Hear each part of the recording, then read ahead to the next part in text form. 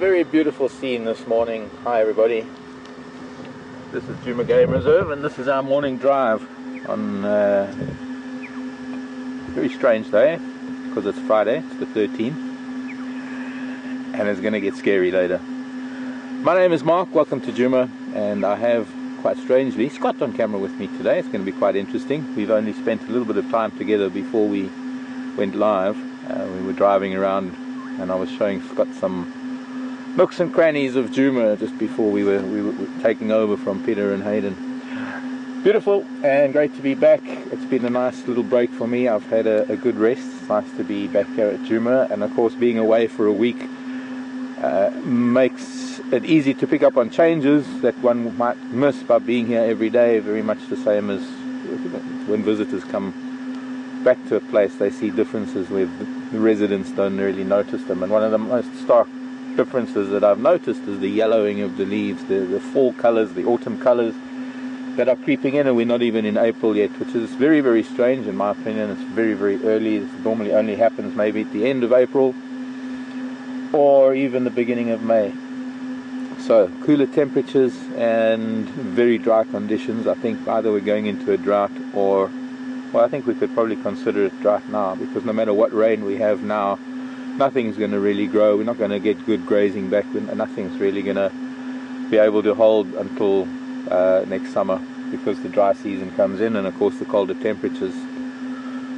So it's going to be very interesting to see what changes have taken place. There are some things over perhaps a longer period of time that we've noticed, and we're going to talk about that during the drive.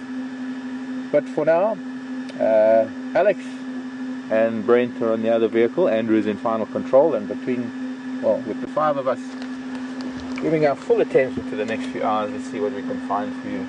And we're up on a little area known as Sandy Patch. This is the local Sandy Patch herd of impala, and what I want to do is I want to head up to Buffalo's Cutline, where I'm hoping to find tracks. The number of tracks here from yesterday of elephant crossing over south.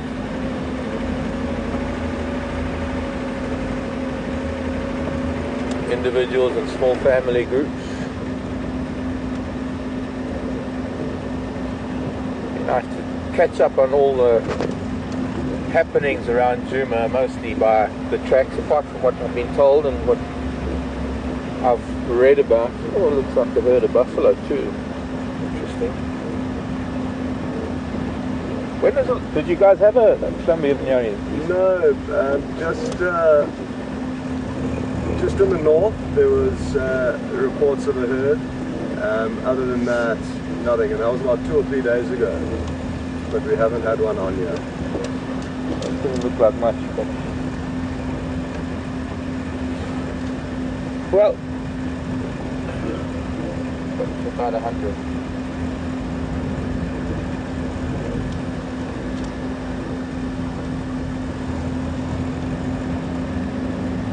So the news for me will be this week-old newspaper that's on the ground. Well, our newspaper, our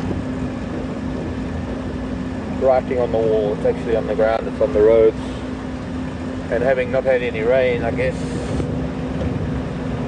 the tracks that age as much as a week, even more in some places. Baboons were here too 2 days ago.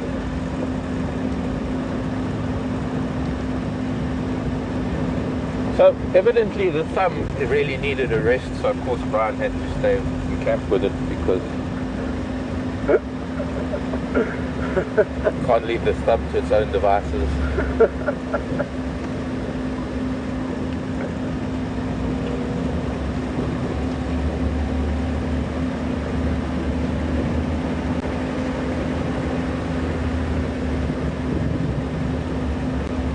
What's the ellie dung in the road? You'll be happy to hear there are lots of elephants around. 2 days ago they just kind of appeared.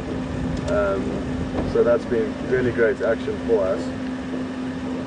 This is fresh. You will look forward to it, no doubt. But he went the other way.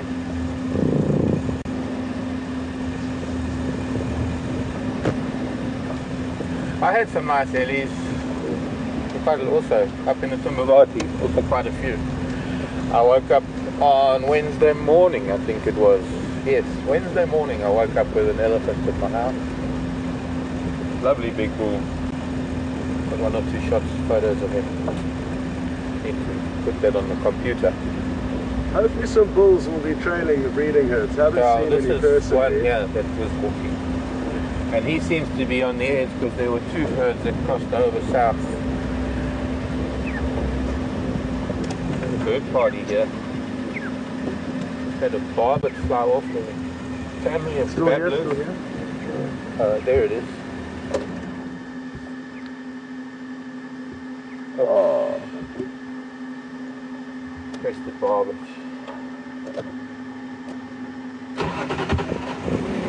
I've had some wonderful times. The best times I've had with crested barbets have been, believe it or not, in the Okavango Delta. Now, crested barbet is actually quite a common bird throughout the country. You're going all the way up into southern Tanzania, and then from southern Tanzania it's taken over by a couple of other barbets, really pretty barbets. In fact, the barbets are all quite pretty. But the crested barbet has a very particular call, and it's a long, drawn out, almost monotonous trill, as it were. And I suppose it can become quite irritating to some people. And since they're a suburban bird, they're one of the few birds that take very easily to bird feeders, especially when one puts fruit out. They are a family of woodpeckers, so they also build, they dig holes in their trees, but usually only underneath of a sloping branch, not like the woodpecker that will peck a hole in a vertical branch or trunk. The further buffalo came through here, but I guess that is flattened grass is going straight towards the big dam on Buffelshoek.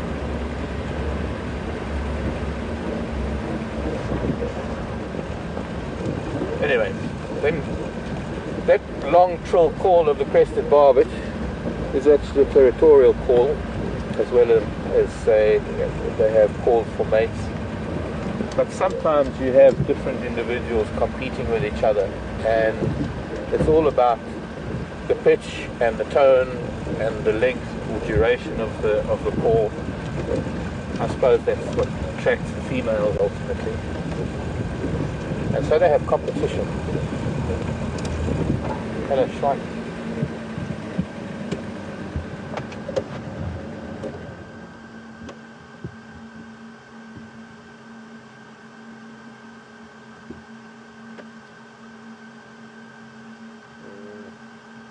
I just thought I'd stop it because it was so close. What are you catching?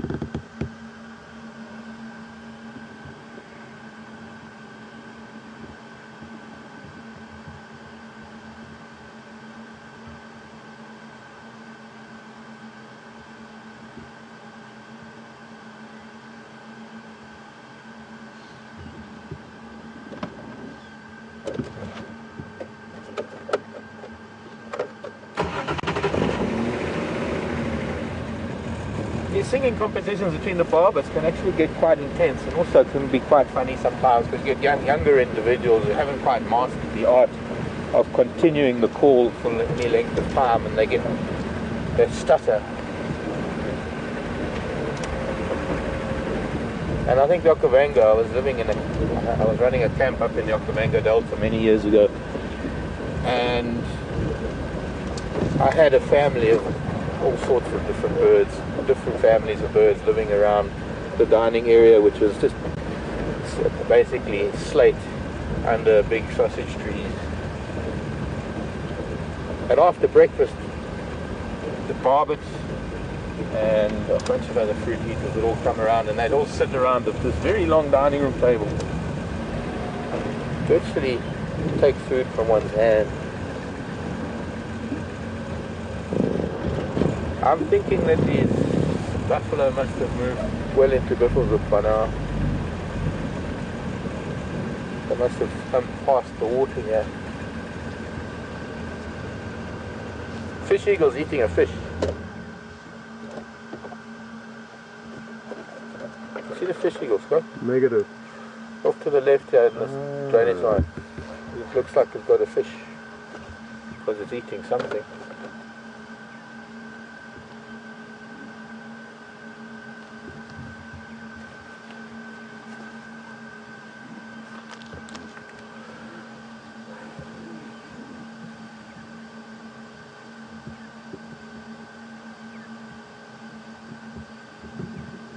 Definitely tugging at something.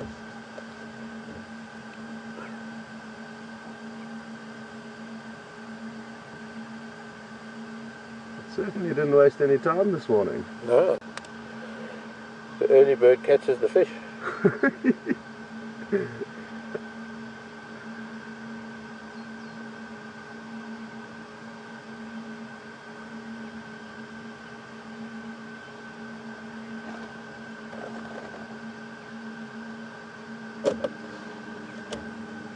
There's a bit of alarming going on. Still redback shrikes in our world.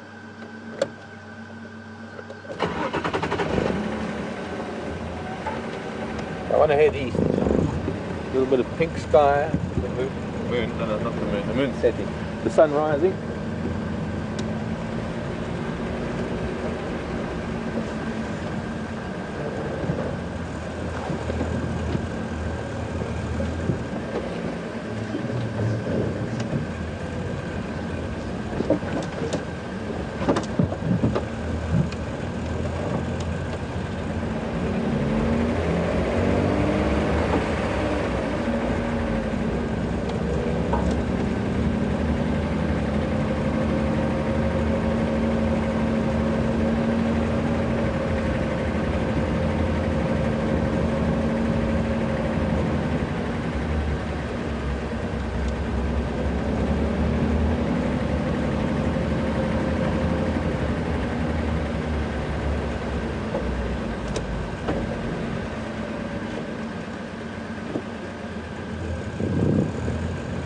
Morning, Marco.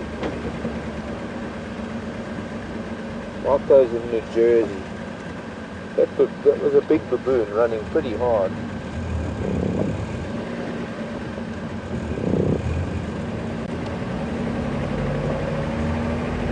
Like miniatures of the European roller. Little blue wax balls, cordon bleu. They're not very easy to catch on camera.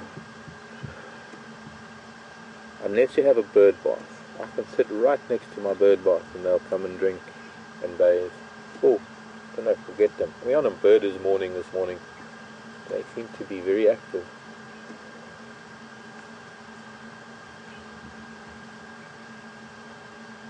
A family of shrikes. I'm on my way. I see that, but I don't know if they're going to let you catch one. Any of there's one. Open.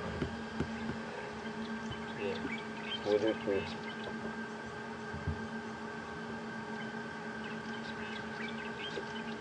Also one low down another location. Oh, it's going to move because the whole family is moving.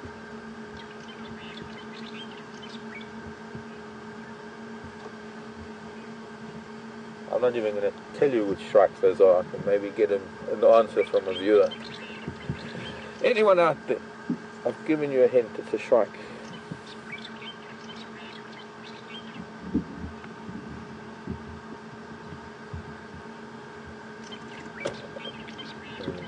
Stronger. Oh.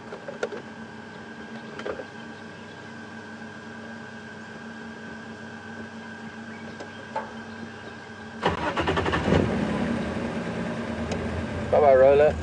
Don't forget to say goodbye before you go back to Europe.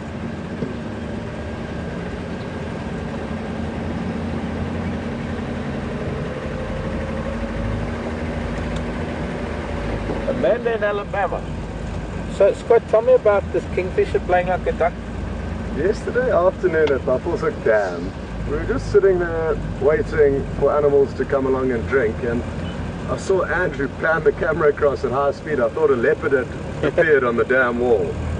But it wasn't a leopard, it was a woodlands kingfisher that was flying around, but landing in the water with its wings out and floating there like a duck for sometimes 30 seconds, a minute, for extended periods of time. And it was certainly doing it out of joy, not out of distress. After it had been in for 30 or 45 seconds, it would do a few laps around the dam and then plop itself back into the water again.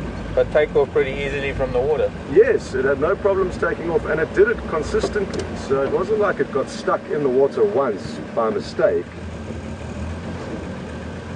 Have you heard of a symbiotic relationship between hippo and certain types of fish? I'm wondering if it's not something similar. That this kingfisher has learned to use small fish as cleaners.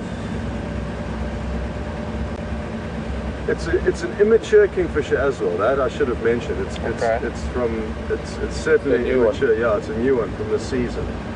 So it would be incredible if it had picked up on. Oh, well, then maybe that's pushing the envelope a bit. Yeah. But the one thing that it could do, I mean, we've seen it so many times how woodlands dive in and then fly out again. Exactly. For bathing, and they drink at the same time. Maybe this particular individual has learned that, or has found that if it's much more fun to just land and sit there, and in the process, maybe. I'm surprised terrapins haven't taken it. Although these terrapins here maybe don't feed on birds very much. Oh, that's interesting.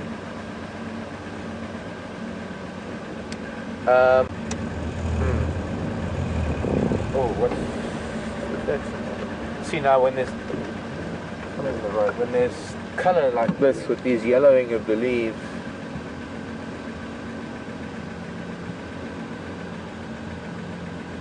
and grass is getting brown, all sorts of shapes and things might be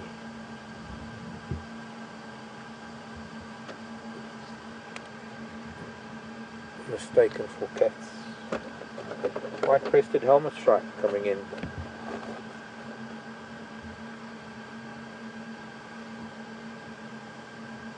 See, there's that bush at the bottom there.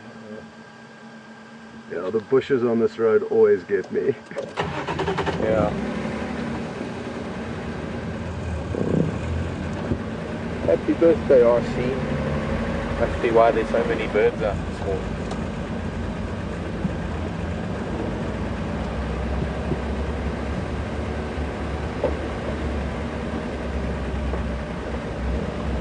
Somebody's been here already.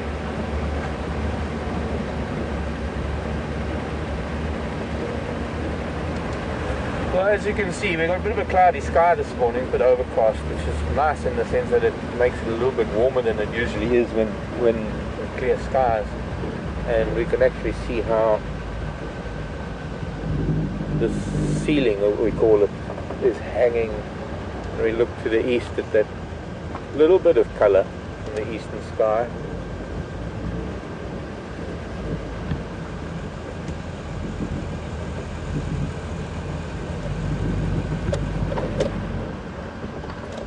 Bingo. Gravity drive. And hyena tracks.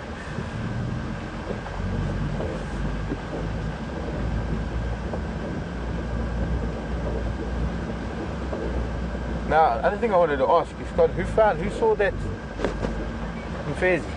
That Mozambique spinning cobra? It was you? Yeah, it was so awesome. It was tiny. It was probably only 6 inches long, maybe a bit longer, 8 inches. I had to remove a spinning cobra from someone's house. Okay, one of Mike's dogs got spat in the eyes by one. Aye. Just a few days ago. Is it the same one that had to be rushed to the vet Exactly. 2 weeks ago because it got bit by a snake? Exactly the same one. Yeah, you see, this is what happens. Gosh. Oh, didn't we could catch them? Stay there, babblers. I'm a little bit too far down. I should try to stop it. No, all good. All good. You can actually pull focus if I go back to the golden orb. If I go back a bit.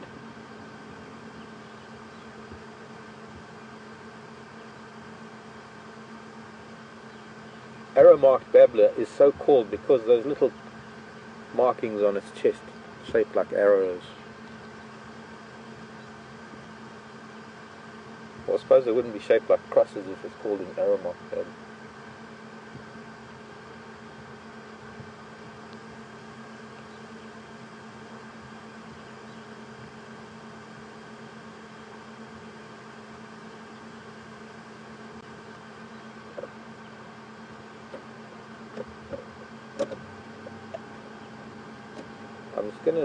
I'm not even zoom. I'm gonna just try something. Cool.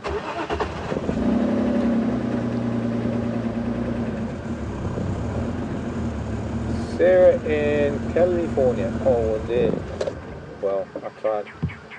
I was gonna try and get the spider and the bird lined up. Morning, Sarah. Wanting to know if I brought any artifacts back. I did, Sarah. I raided my museum and shoved things into little bottles. And yeah, we're going to have a moment later this morning where we'll be able to look at something. In fact, what I've brought with me today is something that somebody asked me about some time ago, and since we've already lost all of our puddles in the road, and it's very hard to find one in any of the water holes. I suppose I could go and look in a swimming pool. There's an insect known as a water scorpion, and I'm not too sure. It might have been Marco in New Jersey, but I'm not too sure who it was. If you're watching and you asked me about water scorpions some time ago, I've brought a water scorpion, so I hope you're on drive this morning. Let's continue. I wonder what Brent's up to.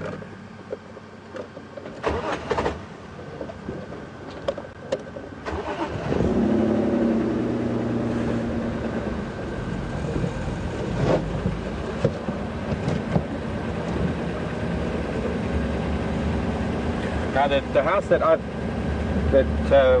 we had this Mozambique spitting cobra was in a compound with a number of different houses, several dogs, a number of children,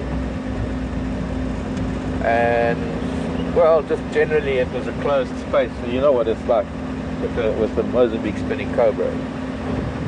They're fine out in the bush, but in a closed space, just like any of the cobras or elapids, they get a little bit nervous. And I was lucky, there was somebody's fly rod casing. There's like long black tube with a zip top. You ever seen one of those things? Yeah. I just opened the top, I laid it against the wall, and I encouraged the cobra to the wall, and then made sure it went to, and of course it sees this lovely big dark hole. Probably it was a good 4.5 feet long, this fishing rod cover or casing, and I just zipped it closed.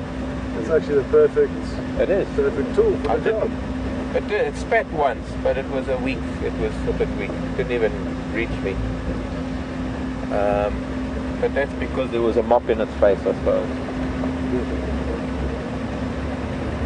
And then I took it for a game drive. I took it to the causeway on the Kasiri River, and it slid down the broken part of the causeway into the water and into the reeds, and I hope that it finds that's a far better place than a place around human beings.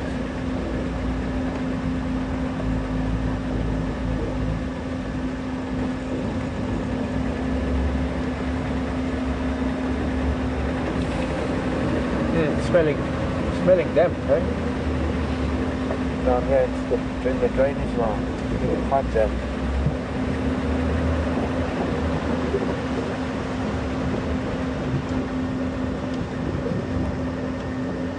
I think it's going to wait. There's a vehicle coming down the road. I'm going to just wait and see. Maybe there's something further up. This is a cut line. But I'm going to make my way back into the interior of Djuma right now. We've been on the northern boundary.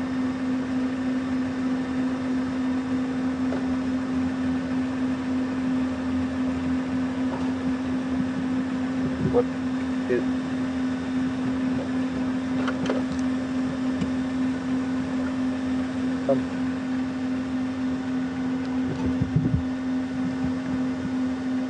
Grey lorry.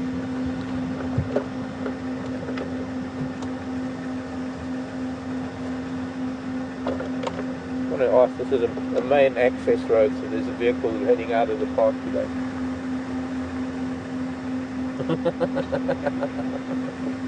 How should Binjan? Hey. Yeah. Kak. Muko. Dah gua fabakas.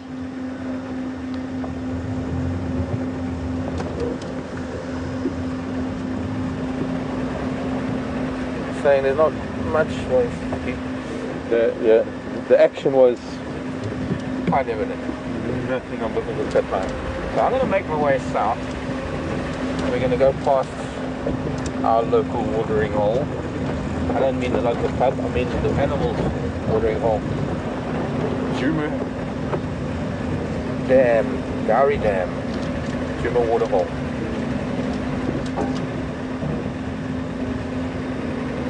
Buffalo tracks heading north.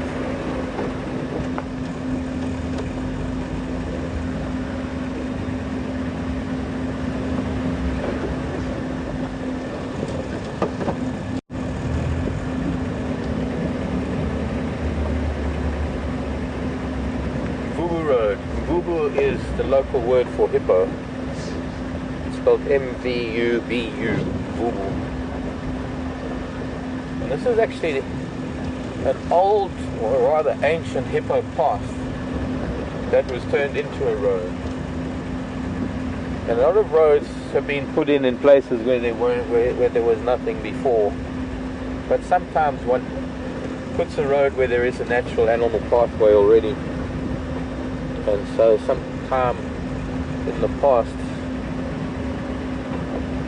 I suppose following this drainage line, maybe because of natural water holes north of here, this was always a natural walkway for hippo, getting from one place to another. In the dry season, when the grasses start drying up, we have to cover a lot more distance to get enough grass during the night. That's why sometimes in winter, where the grazing is poor, the dry season, when the daytime temperatures aren't too hot, you often find hippo actually out of the water grazing during the day.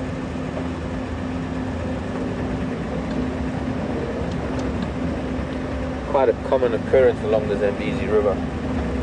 And those are times when it can be very dangerous walking. Fetching hippo out of the water, and the first thing that they do is try and get back to the water. And they'll run through you, over you, to do so.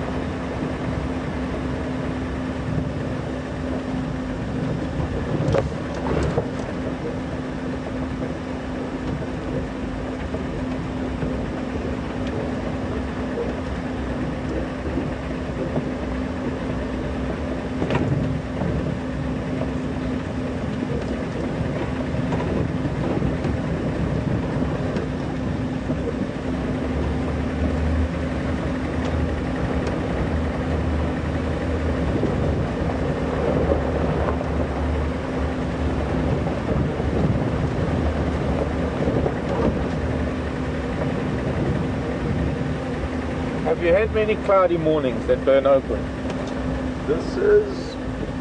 No, it's mainly been scattered that burn open, but not like this, not 8/8 cloud cover like this. Yeah.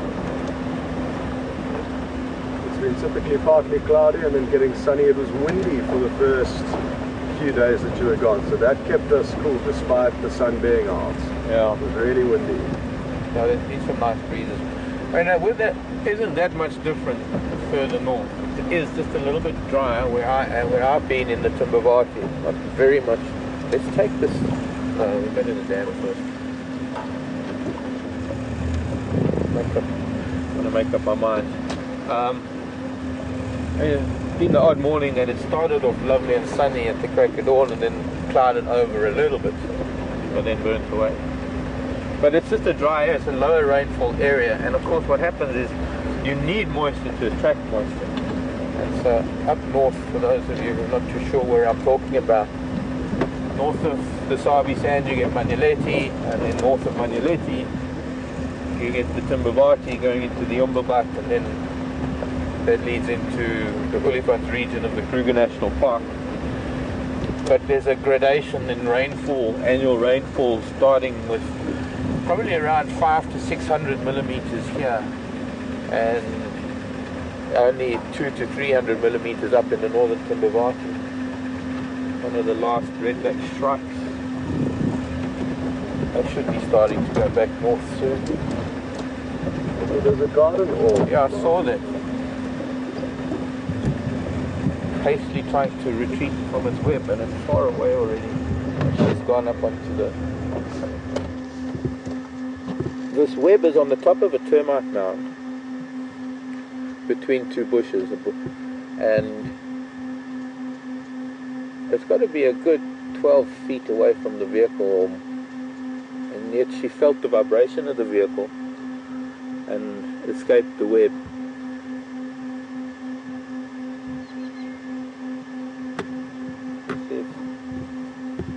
Sit for a while, she might go back to the center. This is, you see the much flatter abdomen and the golden orb. They are closely related. But she's one of the 3 large web spinning spiders. Well, no, I suppose you can call it 3 visible large orb weavers.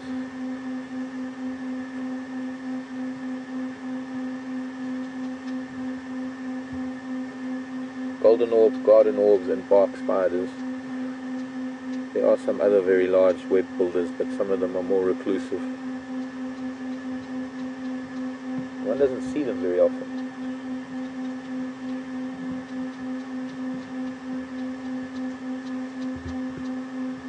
Now she would have picked up vibrations in the air, and that would have given her a message that something large was approaching, and so she escaped the web. And that's her way of making sure that she doesn't get caught by an animal or something moving through the web. They don't always pick it up, obviously, depending on wind direction or lack of wind in this case.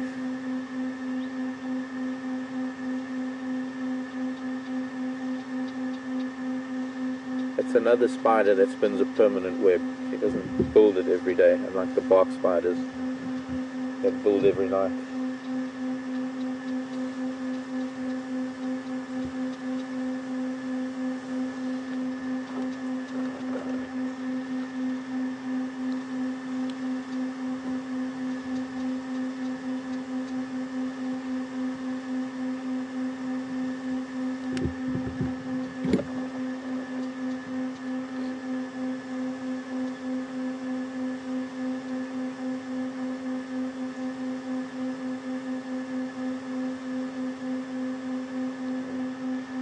Going to move,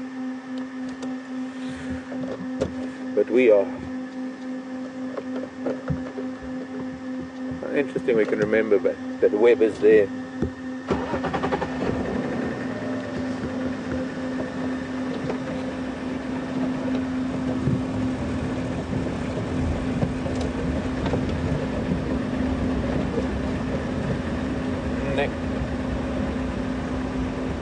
Wild dog in Torchwood heading north. That's one. So maybe somebody will encourage them to come west. They're too far east for us. But it's nice to know that they're there, because they might do a big loop, Torchwood into Buffelshoek, Buffelshoek into Djuma. That could happen within half an hour. As big as that area is, if they're on the move, they can cover a lot of ground.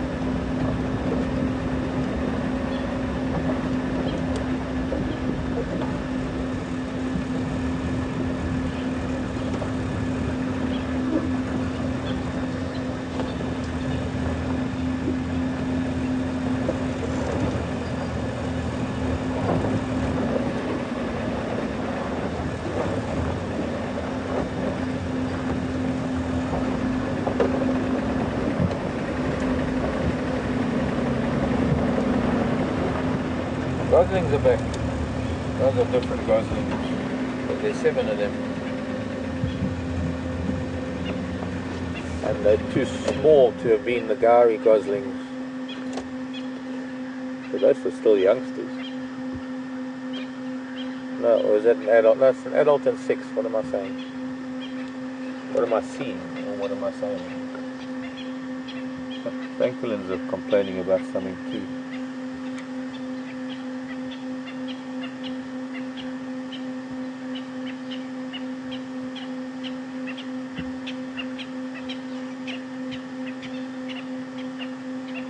I think those are all juveniles.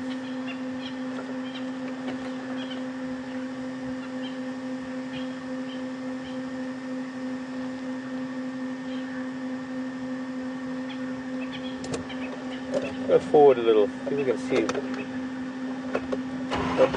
what is travelling francolin.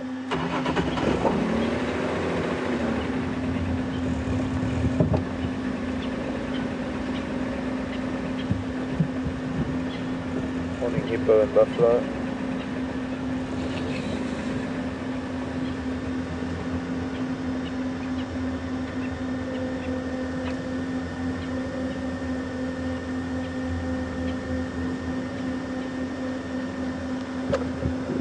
I think it's just francolin, travelling francolin. The geese aren't doing anything. I think the geese would be a good telltale if there was anything untoward.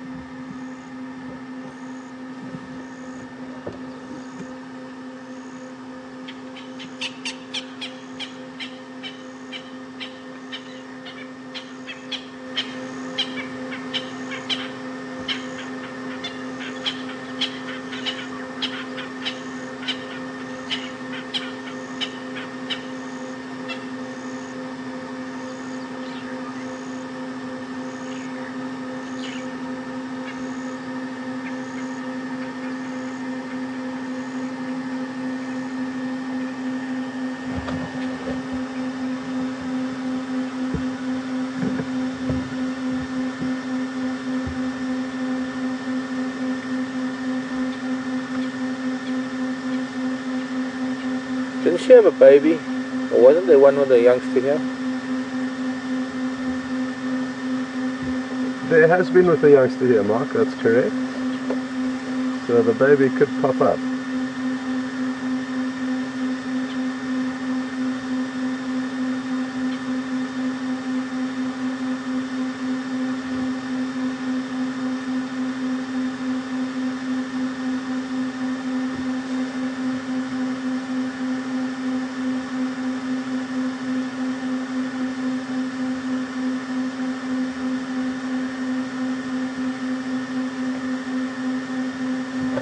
I think this is a bull. I'm looking at a very thick neck on this hippo.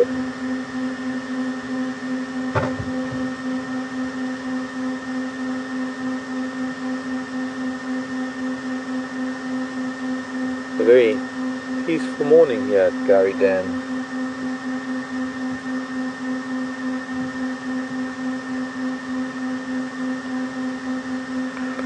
Swallows skimming the water for their morning drink.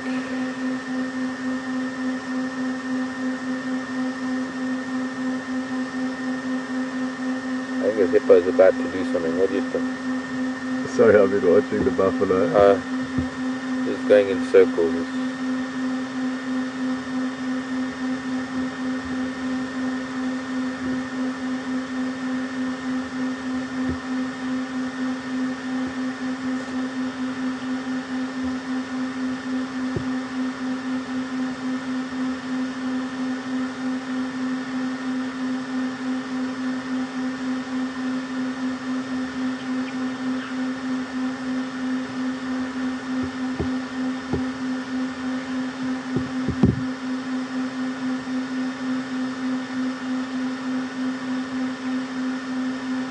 I thought it might burst out of the water, the way they do sometimes when they go down, like a whale breach.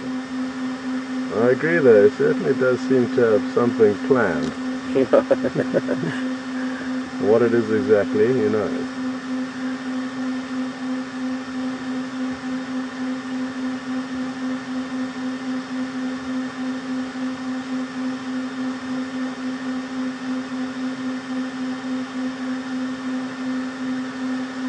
Can happen in here. What it is ain't exactly clear. Stop! What's that sound? Everybody look what's going down.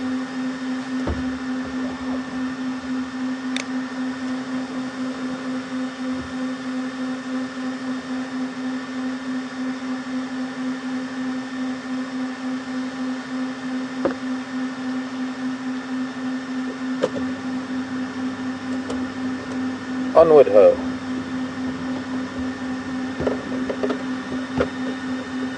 Hippo will make a noise and prance about as soon as we've left the dam.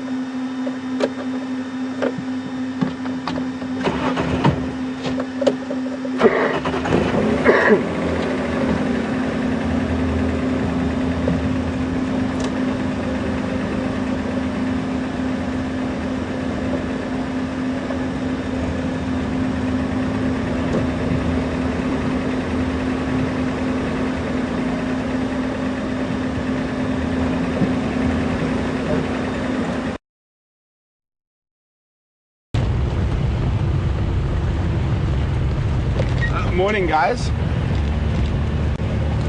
Welcome. So Alex is with me on camera this morning. Sorry, I'm in a little bit of a rush. We were following up on tracks of Djuma. They went into a block there, and we're driving on the block, and we just got a report of a pack of wild dogs moving towards our boundary. So I'm going to try get onto our boundary, and the guy who's with the wild dogs has said I must just check up and down the boundary because they can disappear very quickly. Okay, so sorry I'm going a little bit fast, but I'm trying to get into that area.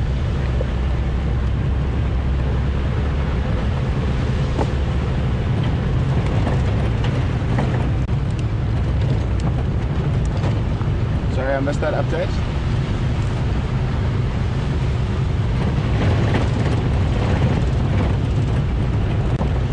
Copy, thanks.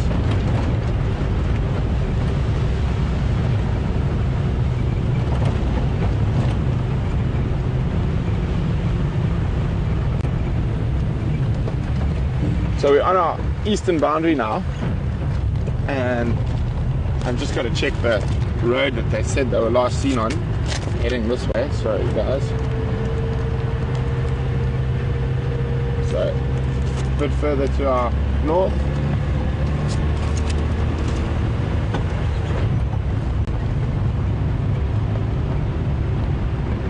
But the thing about wild dogs is they can just change direction so quickly.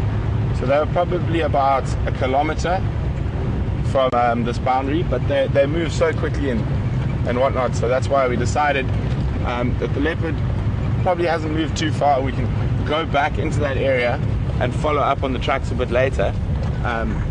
But the chance of wild dogs disappearing very quickly is very good.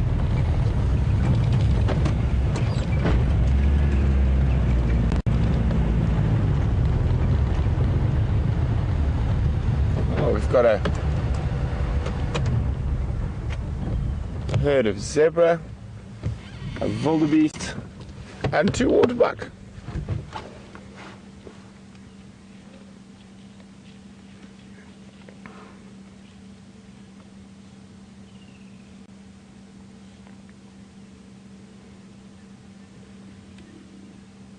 Oh, the zebra at the back's having a scratch between its legs, using that little combretum, little bush willow to scratch.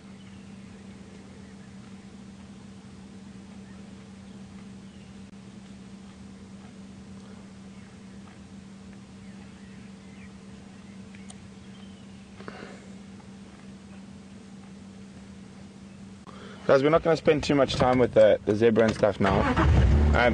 Where we want to get opposite those wild dogs is still a bit further down this road.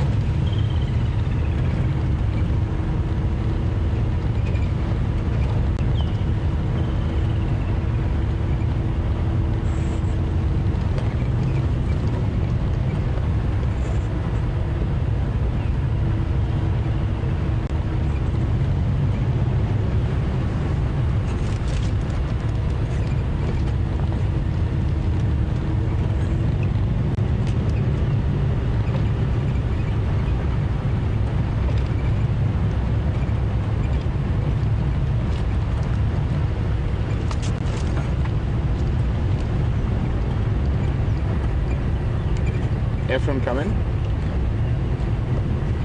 I'm on cheetah cut line at the moment. Can you go again with that exact position?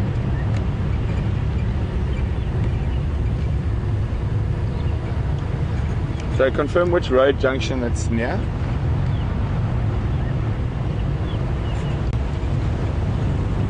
Okay, copy, thanks.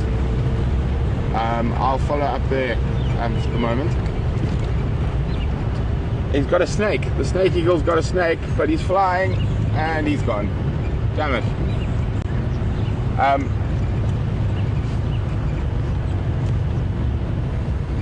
He hasn't landed. That's a pity.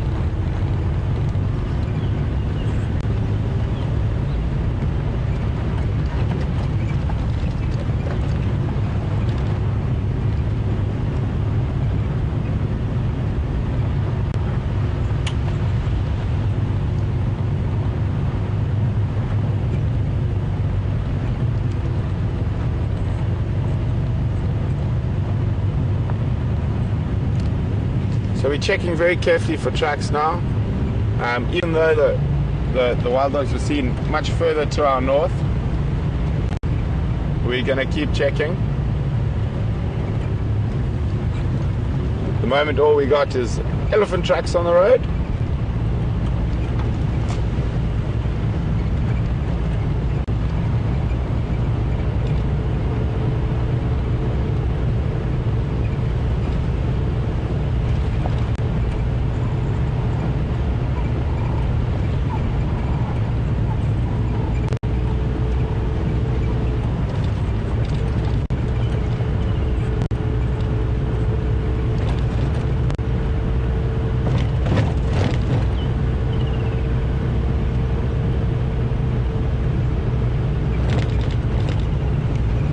Confirm, is that anywhere to the north or south of the Buffelshoek boundary?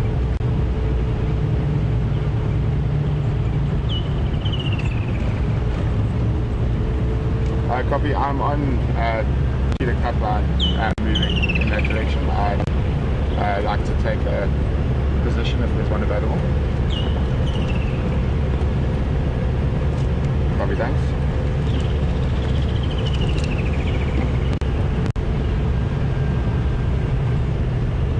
Andrew, coming.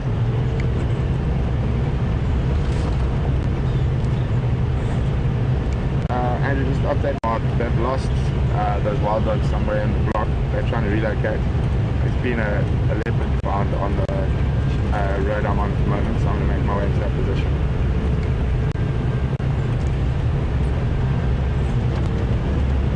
So guys, if standing by.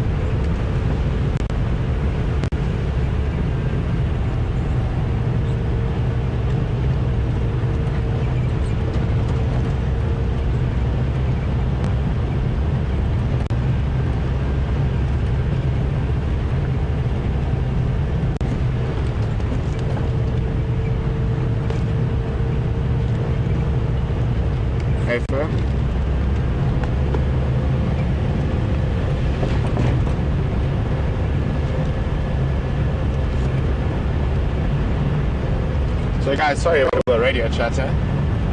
So they've lost the wild dogs in the block, and they found a leopard very close by. So we're going to go have a look which leopard that is quickly. It is on our boundary, that's why I'm moving quite fast, because it could cross to the east and then it's gone.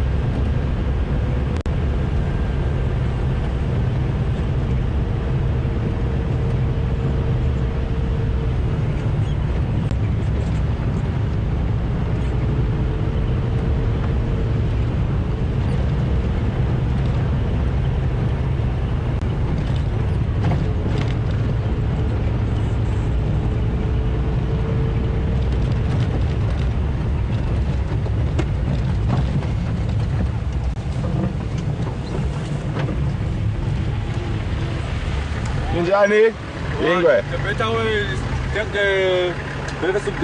Buffelshoek Dam, ja van bij dat. Maar door daar maar vast. Ja, maar vast. Maar vast, oké, kom.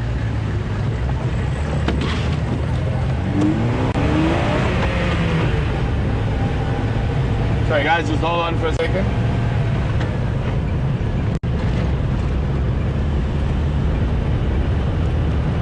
Sorry, go again with that last position.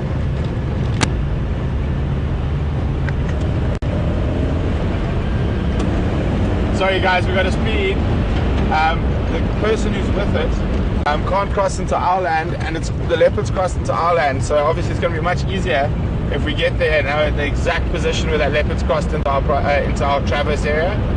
So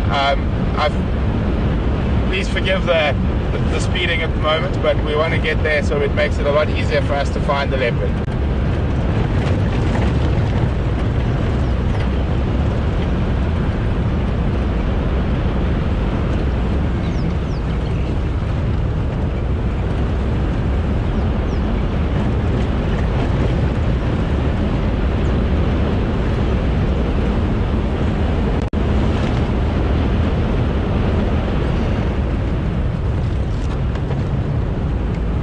I'm maybe in that position.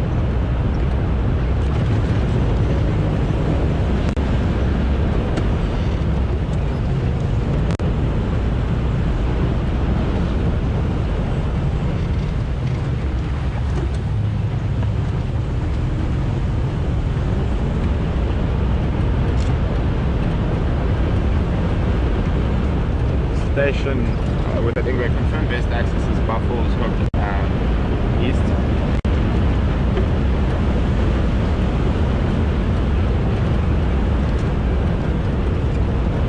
Copy, do you have my back audio yet?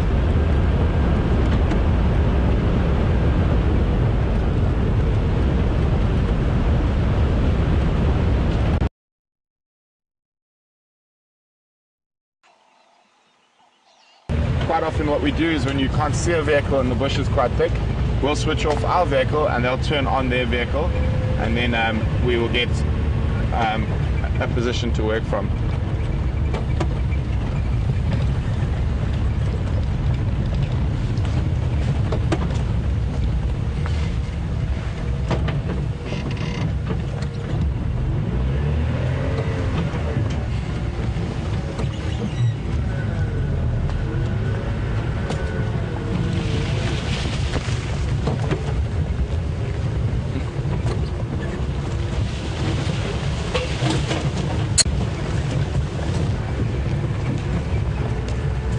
Did you see the vehicle, Adam? Ah, there.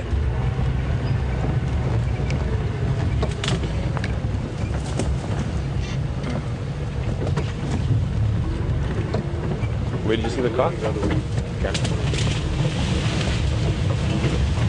There she is. There are 2 stations with this animal to the north of Buffalo Dam. Okay guys, I've just spotted her. I'm going to try see. She's still moving. Not sure which leopard it is yet. Ooh.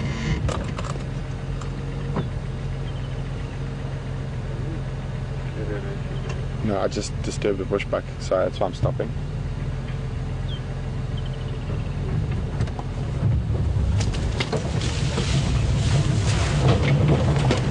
Hang on guys, she's moving straight down to the drainage line.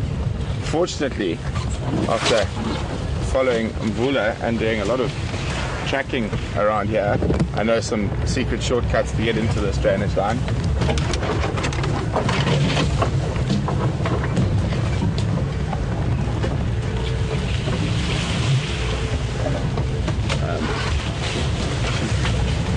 The problem is if she crosses it, that could be quite interesting.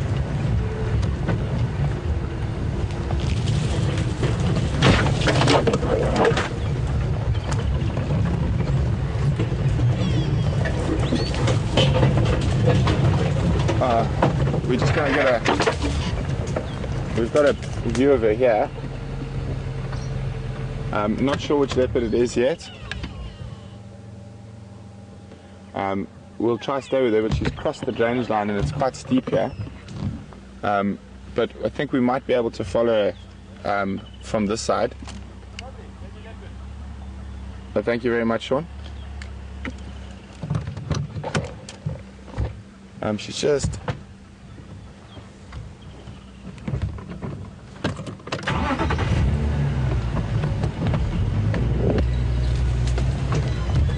to see what she's up to there.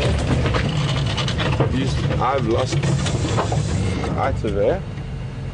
But there's two drainage lines here, so she might have ducked into the other one. I'm just going to try reposition.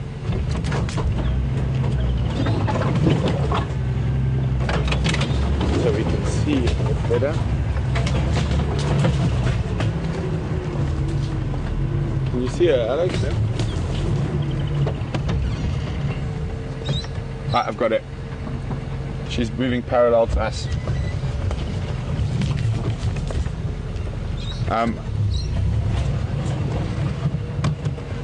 If I'm coming? Oh, sorry.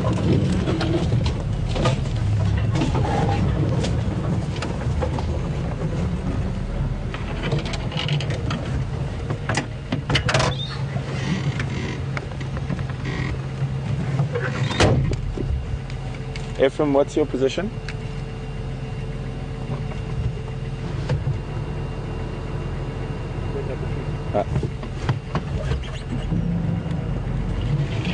Copy. I've still got visual of her, but she's on the eastern side of the drainage. Just stand by one.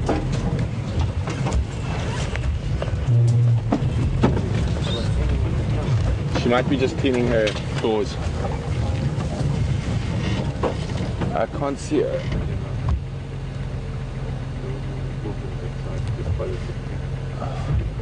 Oh, there she is. She's walking in the drainage line.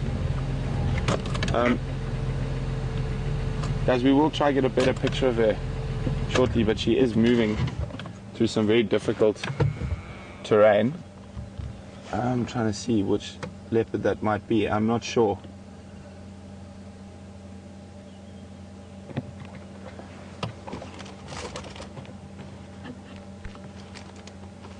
Definitely a female. Let's see if I can get at least one side of the spot pattern on her face.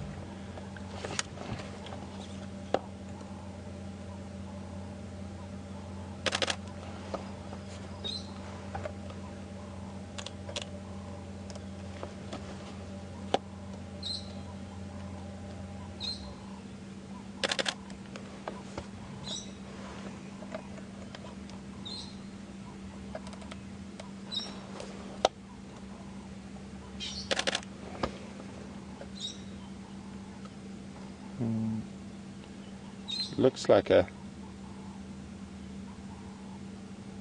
3 or a 4 on the right.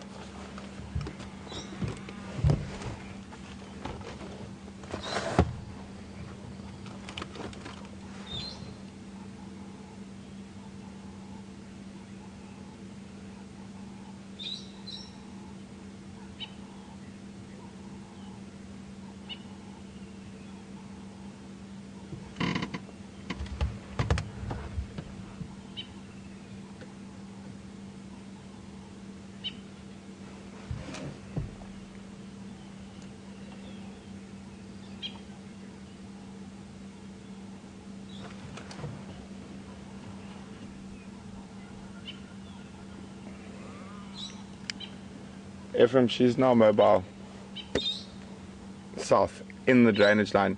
I don't know if you can hear those brown-headed parrots calling.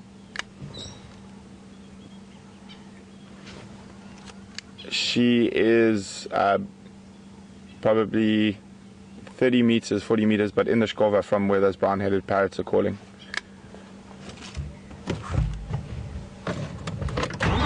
I was going to try to get in front of her again, but as I said, this is quite difficult terrain we're working in at the moment. Oh, there you go. She's just disturbed the Franklin.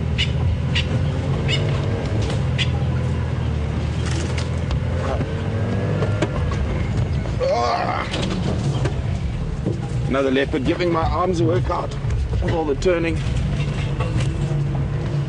I'm quite interested to see, once we can get a better view of this leopard, which leopard it might possibly be. It was a nice view of the front. Yeah, I don't know Karula well enough to say that it's Karula. I think she possibly looks a bit young to be Karula. I'm try to find a way where we can get down to the drainage line to have a look.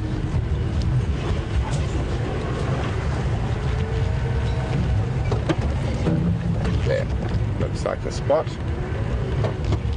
She's getting quite close to the Buffelshoek Dam, and I even said to Alex and Brian and everyone yesterday that I was having Buffelshoek with claw symptoms. I haven't been here for a while.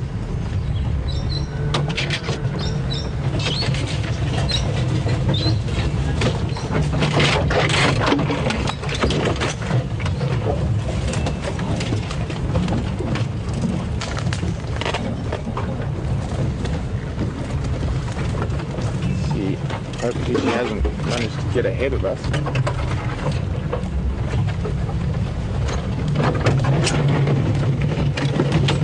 We're just gonna wait here and see if maybe we can size her coming down the drainage line. Let's always just check behind us as well in case she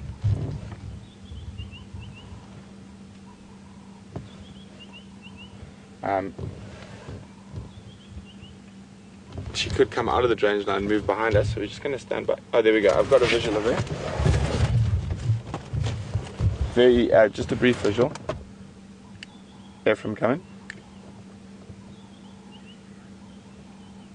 Did you get where my Morva was a little bit earlier?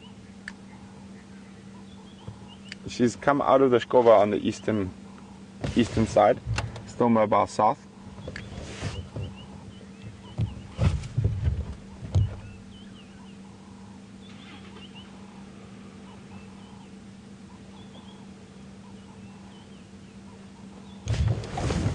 Just trying to get another view of that. There's a very brief view that she jumped out of the drainage line. Go up. Yeah, I'm not sure, that's why.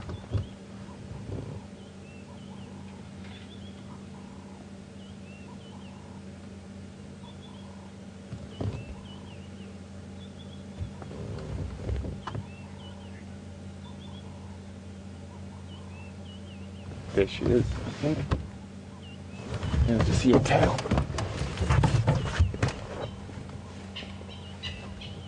Not sure. I thought I saw a tail through the bush there.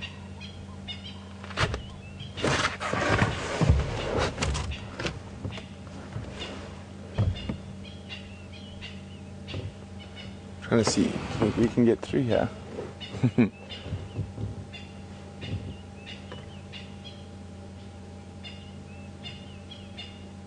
I haven't had a visual for a few seconds, but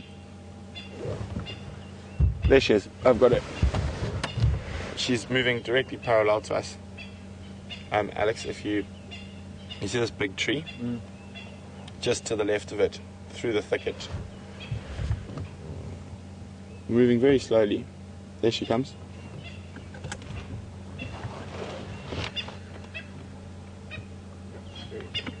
Yeah, very, very thick, but she should come out into the open a little bit up ahead here.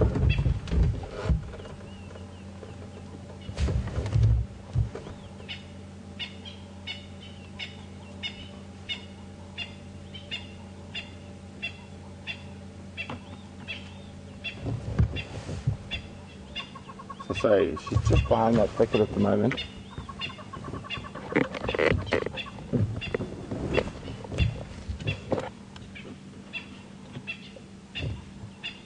And she's going to come slightly more open patch now.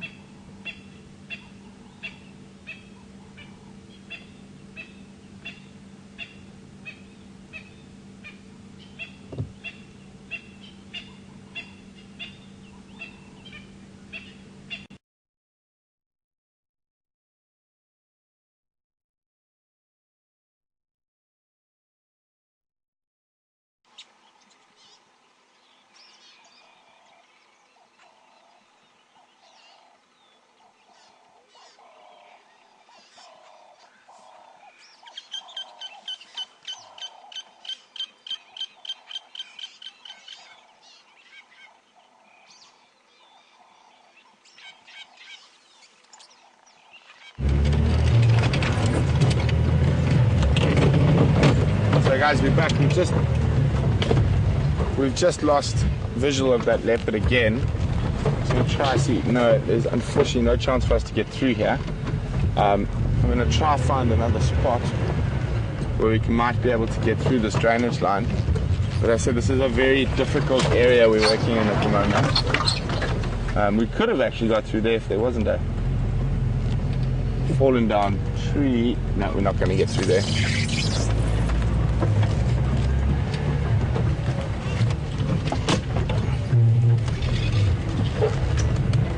So just bear with me for a little while. Just going to try to find a place where we can get across this drainage line.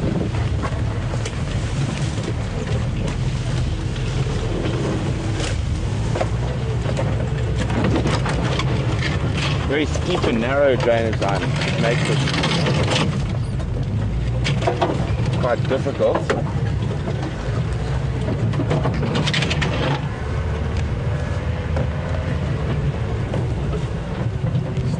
Starting to look a little bit more promising.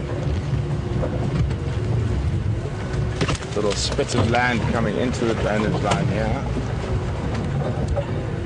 Let's see if we're going to be able to get across.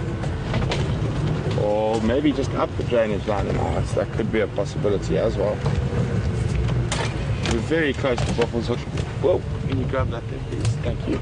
Oh, spiderweb in my face. Too busy trying to spot the leopard.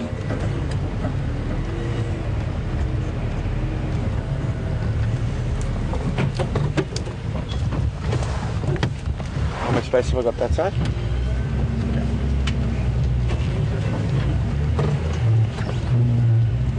Very little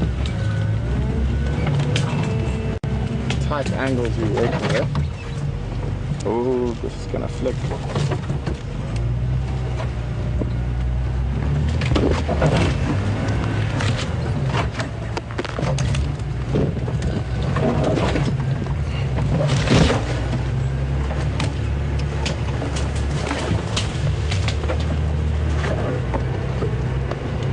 Okay, I think I found a spot where we can get through. Oops, see, that's a big log. Let's change my angle slightly.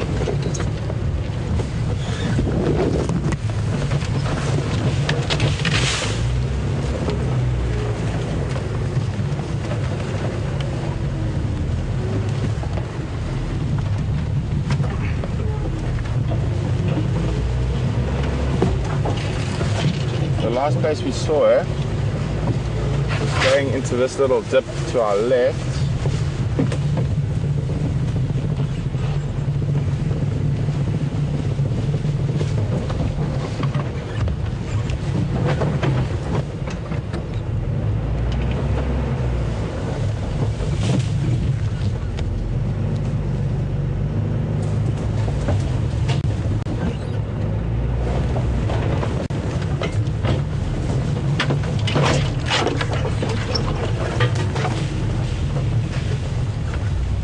Came in through the back of this termite mound.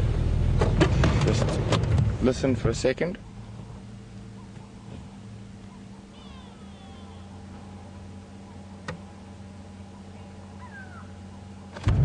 I think we will try to do. I think she might be heading towards the dam, so we're gonna try loop around because I think trying to follow her through here, we might just end up getting stuck with another drainage line. There's lots of these small little drainage lines that come into this, the bigger one that we just crossed.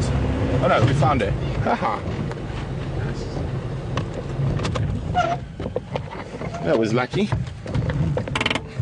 Got a good bit of educated guesswork. Ephraim coming. She's lying up now on the eastern side of the Shkova. If you come along Buffalo's Hook East, I will, when I get your vehicle audio, I'll let you know where to come in.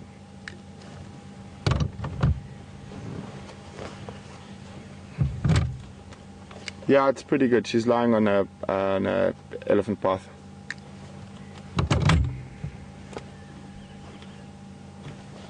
Negative, just come on the Ndlela. I don't think she's very far from the road.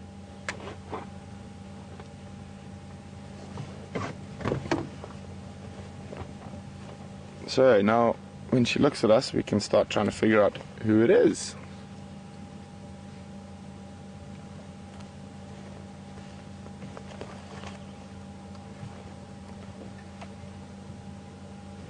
Let's have a close look now.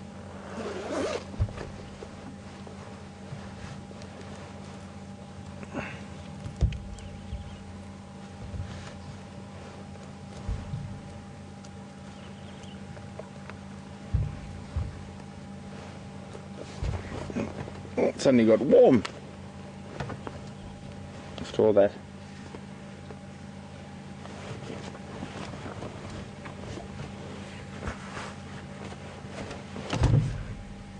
This could be Karula. Having another look at her now that we're not moving and she's not moving. Ephraim, I'm directly opposite you.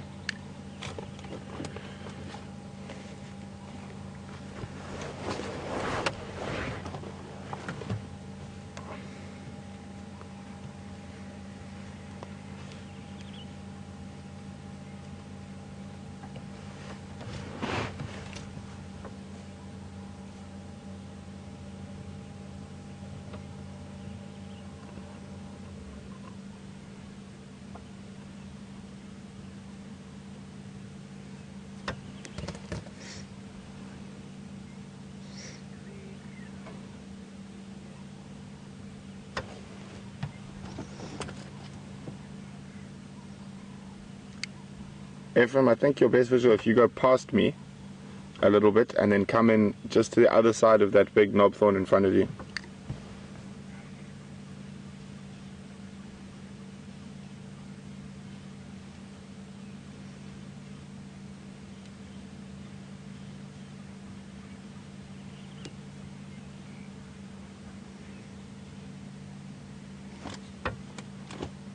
So guys, who do you think it is? Send your answers to questions at WildEarthTV or just use the hashtag SafariLive on Twitter.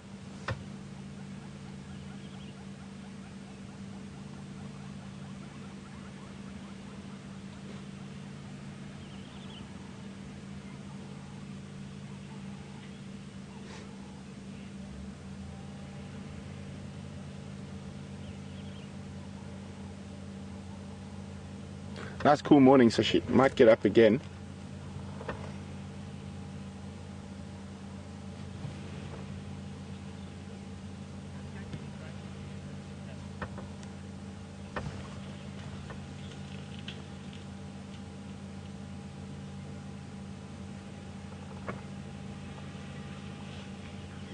Well, there's a bit of excitement.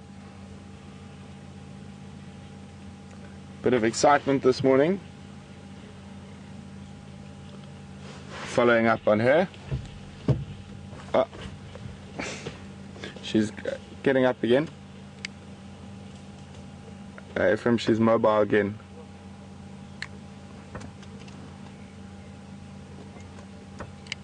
Still heading south.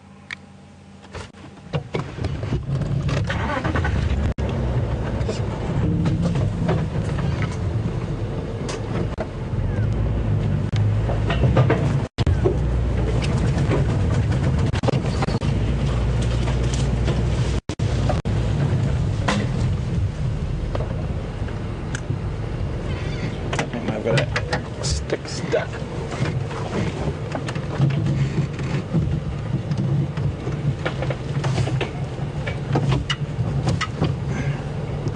In my wheel arch, but it doesn't want to come out.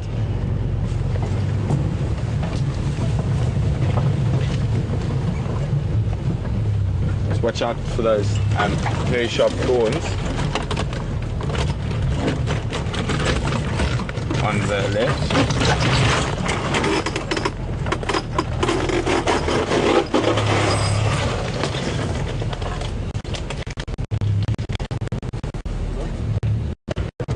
Caught the bungee. Morning, F. It's going that way.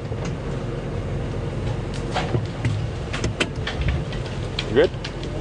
Oh, just hang on. We got caught in a green thorn. Oh. our rain protection device is rope. Alex working speedily. There we go. Well done.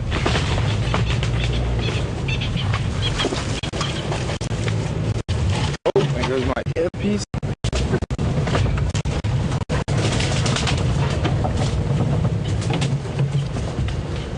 She has definitely chosen one of the more difficult areas to move through. You can hear a Franklin alarming up ahead.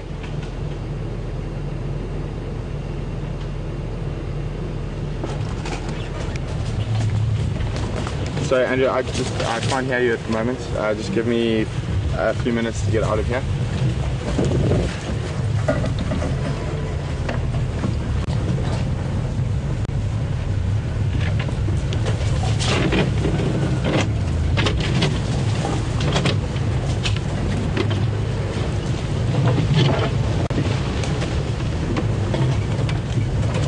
Try and get back onto the road now.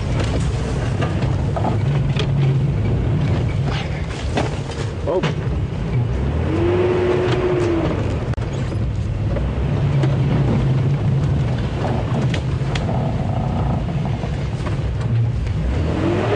I'm just trying to get rid of that branch that's stuck.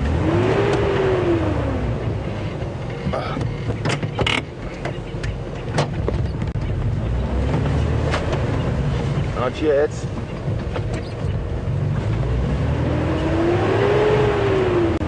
Well, it's just going to have to stay there for now. Until I can climb under the car and get rid of it. Oh, we got rid of some of it.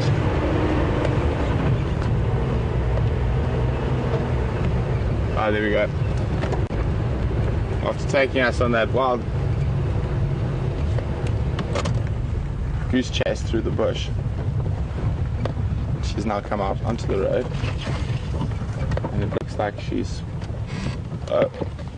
there's an Nyala just in front of her. I'm not sure if they've seen her yet. If they'd seen her, they would have barked. That's why she's not moving.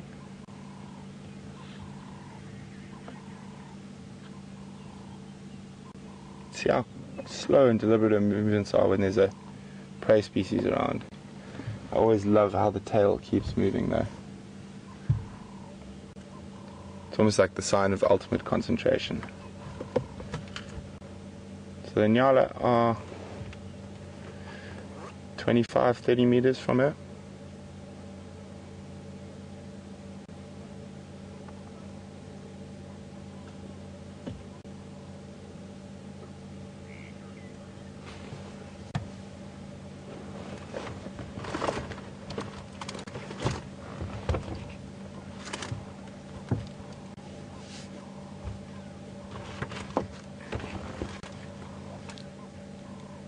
Sean, come in.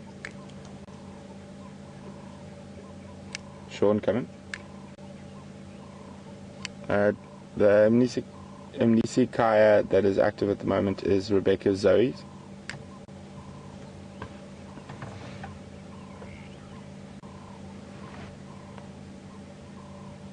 So we're pretty sure now that this is Karula.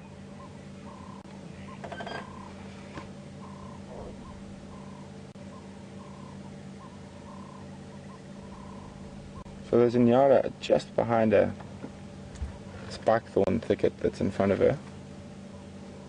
They haven't moved very far. We can't really see them at the moment. We just sort of see the orange behind.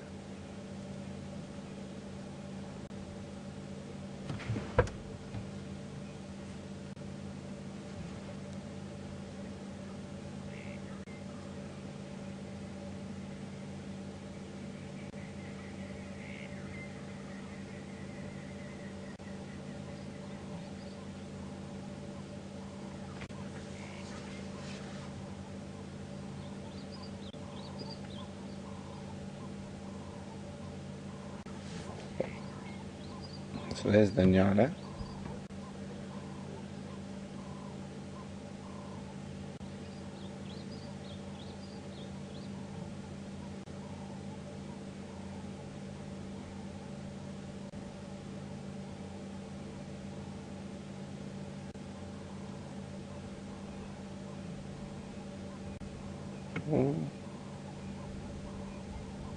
Has that Inyala spotted her? It's looking quite intently in her direction. But if the Inyala is sure that there was a leopard there, there would be that very deep bark.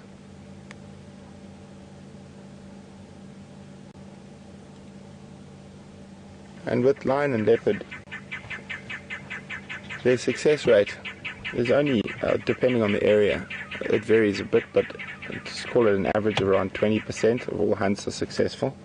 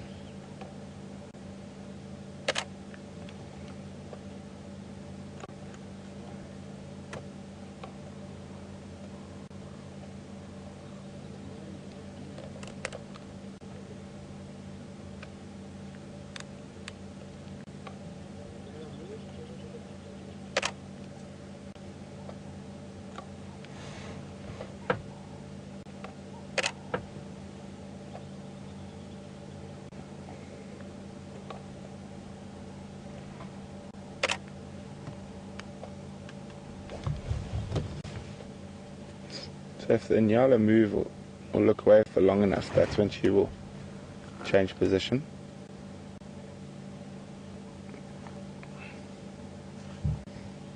I always thought a leopard, when they sit like that, resemble the shape of a small termite mound. You must remember, animals don't see the same as we do, so they don't see that same definition that we do. They see in mostly greys and they look for movement more than anything else.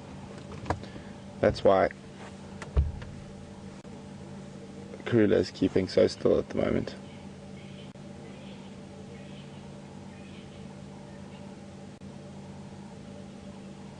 Inyala is actually coming towards her at the moment.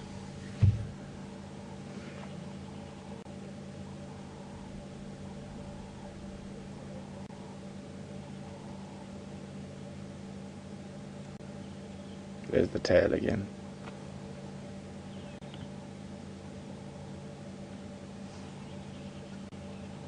So she's moving away. Almost looks like she's decided not to hunt them. Moving between us and the other vehicle. And she's been spotted because she got up and moved. I don't know if you heard that bark there. Maybe she's just decided she's more thirsty than hungry. You can hear that Inyala barking now. Rup, rup.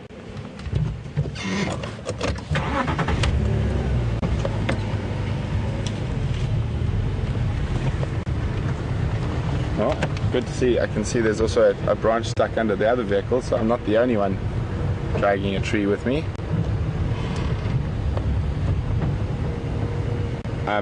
We're going to try to get around the front of her. I think she's going to go drink.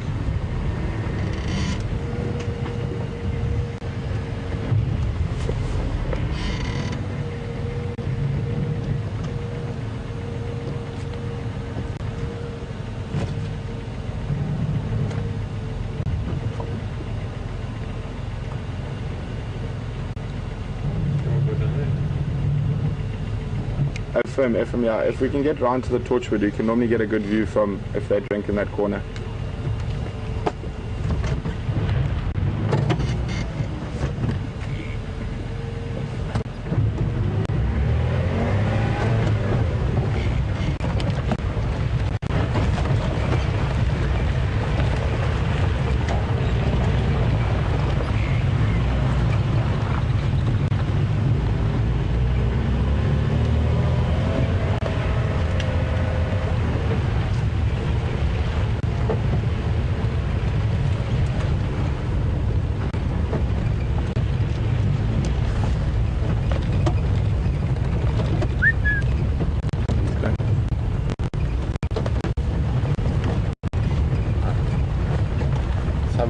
can get her. She's coming. Alright. She hasn't appeared, she's still up top.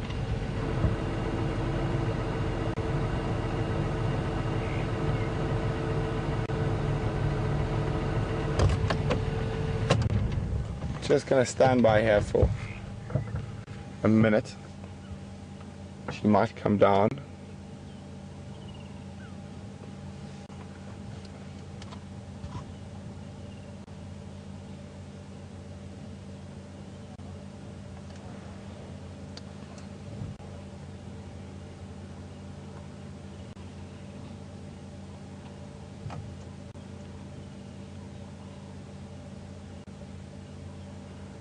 Was she in that tiny little... Oh, she is. She's drinking. We just can't see her. She's in this tiny little hollow.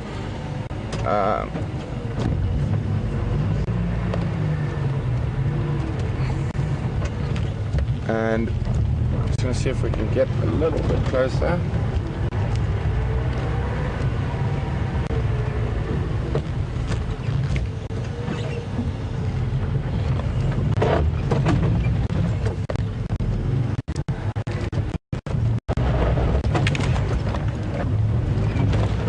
We're just too late. She was just hiding. We couldn't see her below that little branch there till I stood up. She might drink again though.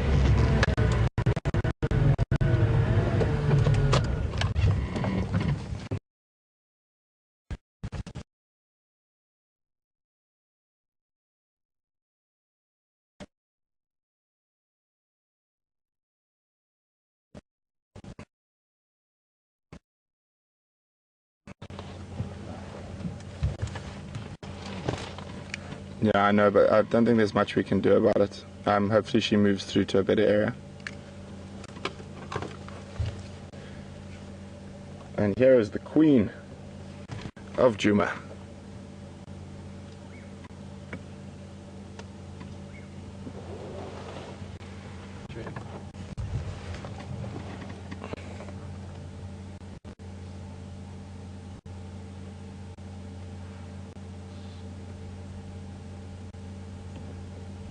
Showing a scent mark on the quarry.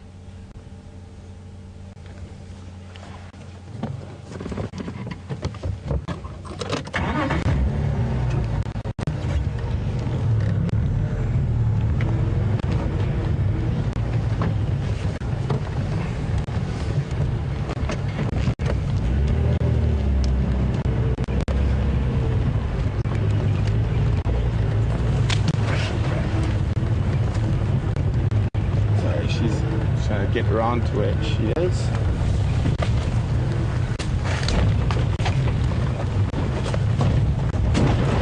Oopsie.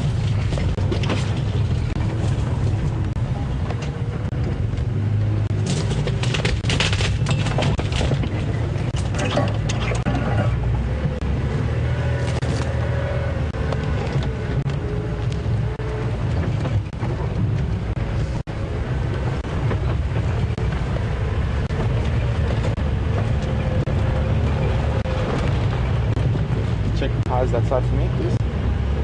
Just to make sure. So if we do have a problem, they're good. Cool.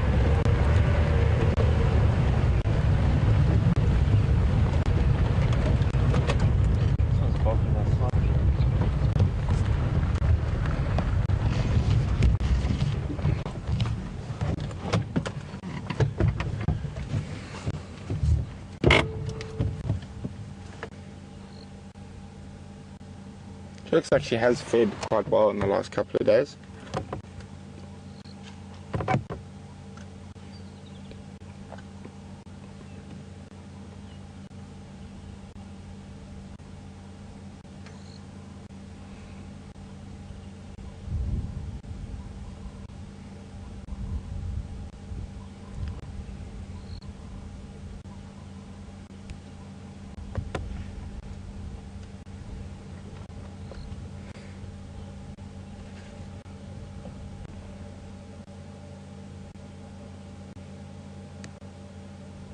Oh, there's an elephant as well on the other side of the dam. You can just see the elephants through the through the trees. Still quite a way off.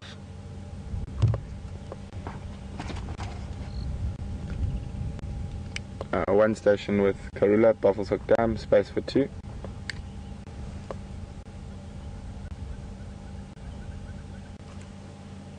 Affirm.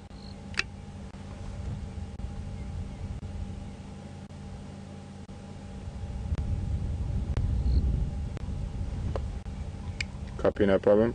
Also, Klambe and Love at Buffelshoek Dam.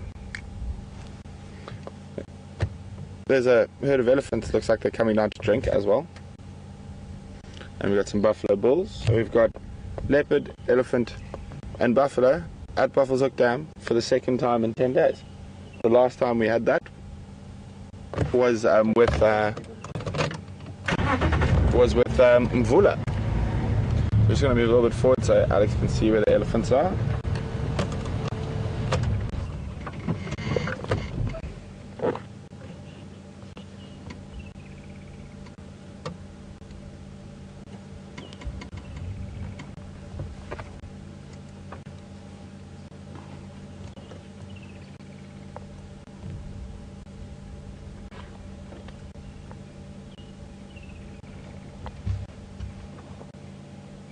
Mark, do you copy me?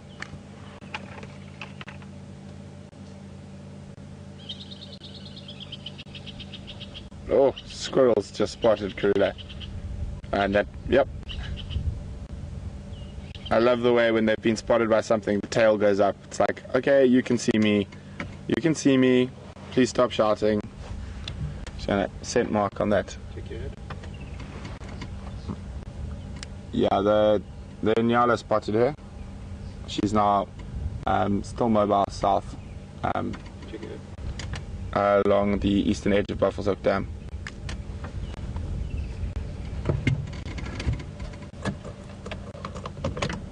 I think she might have been mating.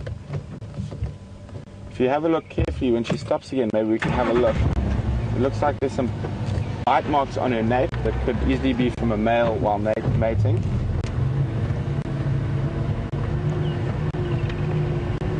Have a quick look at the elephants before we continue to follow the leopard.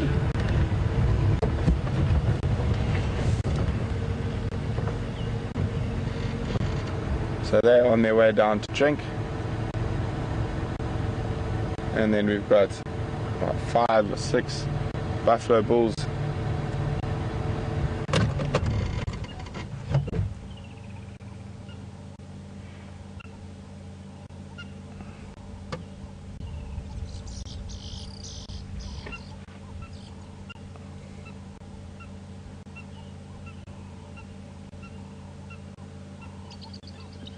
Oh, spotted by another squirrel. Okay, bye-bye, elephants. We're gonna keep up with the queen.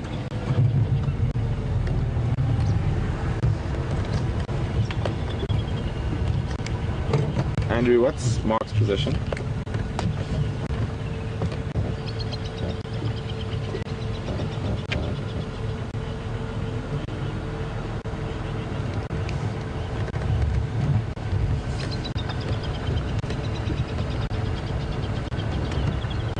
Okay, copy. If he does make it up this side, there's no other vehicles showing interest in this sighting.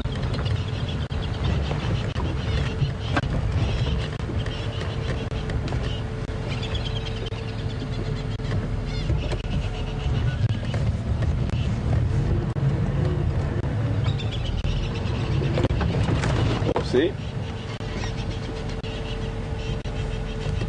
Oh, she's changed direction again.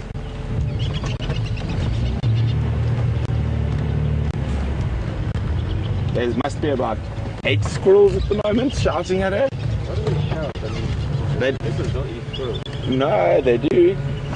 If they can. Leopard will eat. Oh no, she's changed direction again. They're basically just letting everyone know that there's a leopard. So in squirrel that goes, leopard, leopard, leopard, leopard, watch out, leopard. And in Yala, when they go boom, it's also, watch out, leopard. Of course, she decides to go just going to cut across to the road, and then she's going to come out onto the road.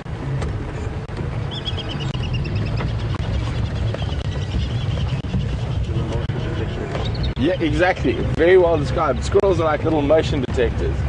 They detect leopards, snakes, lions, occasionally, and also they also detect slender mongoose.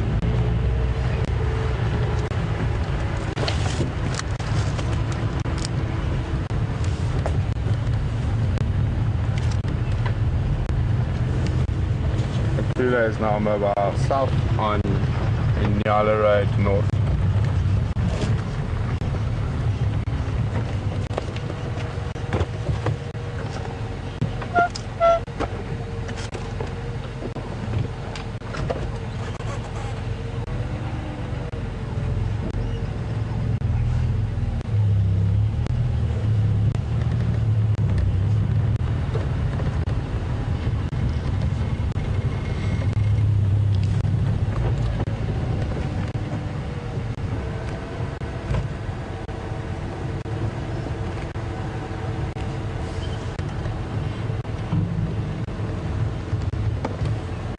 See, once a leopard's been spotted, that tail comes up almost immediately. So to signify, relax guys, I'm not hunting. Not trying to eat you now, but I will later.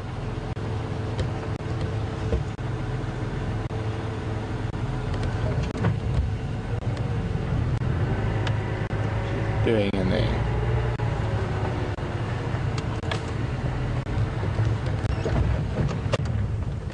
Yeah, it does. This looks. Oh, and she's moved in.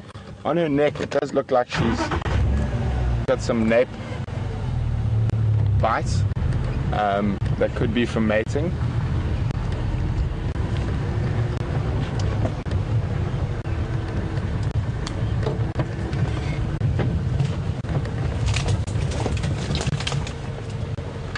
Oh no, please don't go down there. She's going back into a very, if she goes into this drainage line, I don't think there's many ways to follow her once she goes in there. I'm just going to go back to the road and loop around a bit. Hopefully she keeps going parallel, because if she does go into this drainage line here, it's the same drainage line where we had Djuma, but quite a bit further north. But it is an incredibly difficult area to get a vehicle into. I've still got a visual of her. She's moving parallel to us at the moment, but in the thick bush.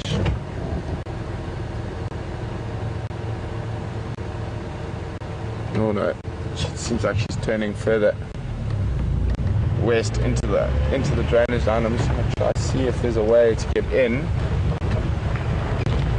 A little bit more open.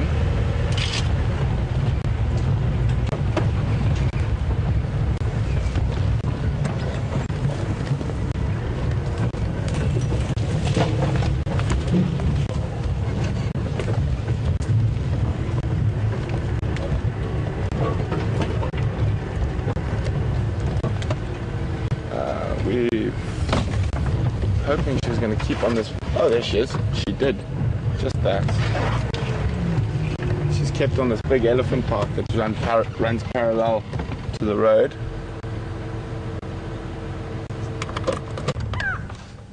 Oh, now the lories have spotted her as well.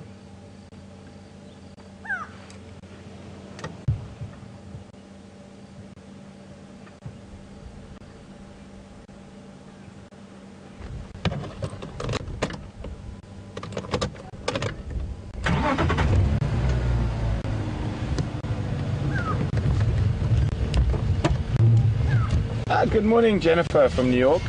Jennifer would like to know if she's been mating. Surely the male should be with her. Not if they've finished mating. If they've been mating for 4 or 5 days, that would be the end of it, and they would go their separate ways. Or even 2 or 3 days, just depends. But it's very difficult to say whether that's mating, but it's quite distinct to have those nape bites in the back, and it looks, I don't know if anyone's ever seen leopards mating. It's quite a violent affair, because the male's penis is barbed. It is quite painful for the females. So what happens is the male, to stop the female sort of smacking him as he dismounts, or while he's mating with her, will bite the nape of her neck, sometimes quite hard, just to keep her down from retaliating. And that's why the dismounts are quite spectacular. With most of your cat species, lion and leopard, the males will often leap off the back of the females, and the females will swing around and try to swat them. And that's because it's quite painful. And the reason a male's penis is barbed is to try ensure conception.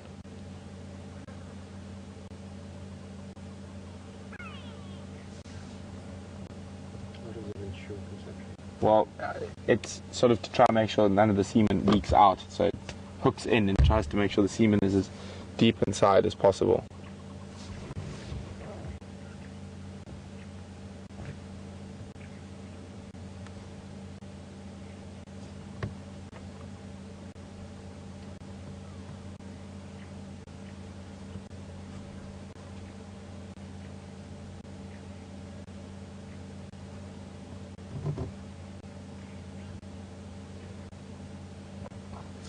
Well, if she carries on that line, Alex, we're going to have some fun trying to stay with her. She heads towards the drainage line.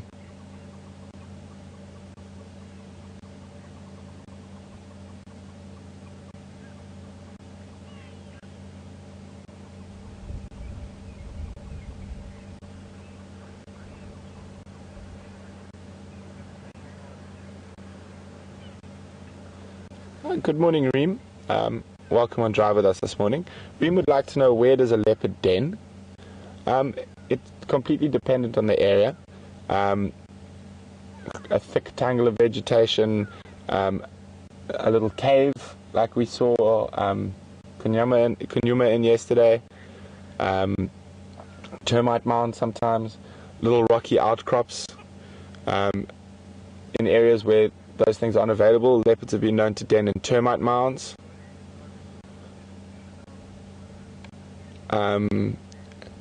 And then as the cubs get older, the den sites change. They will move to large jackalberries or scotia trees near drainage lines,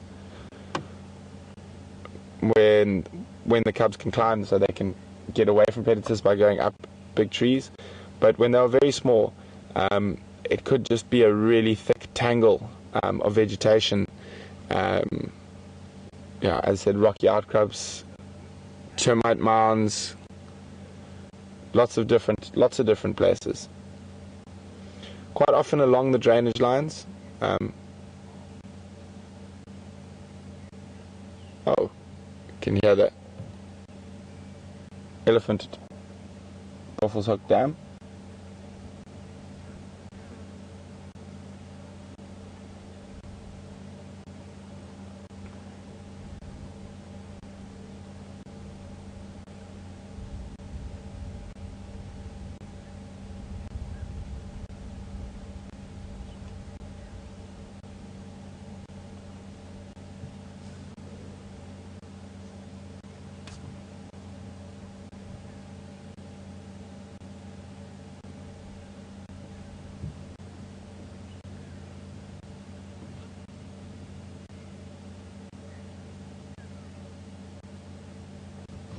Oh, and all the cloud cover from this morning is burning off, and the sun is about to break through.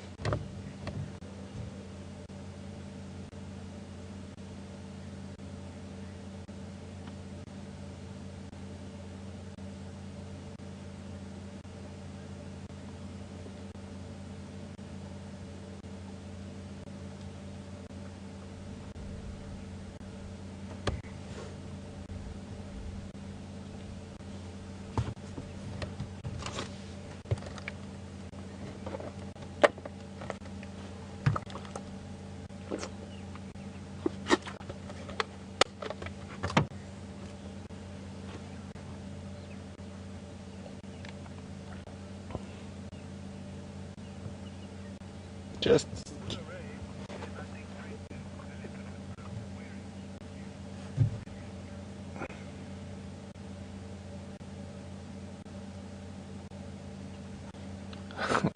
Thanks very much, Bouleret, who says I'm a leopard whisperer, or wearing eau de leopard perfume.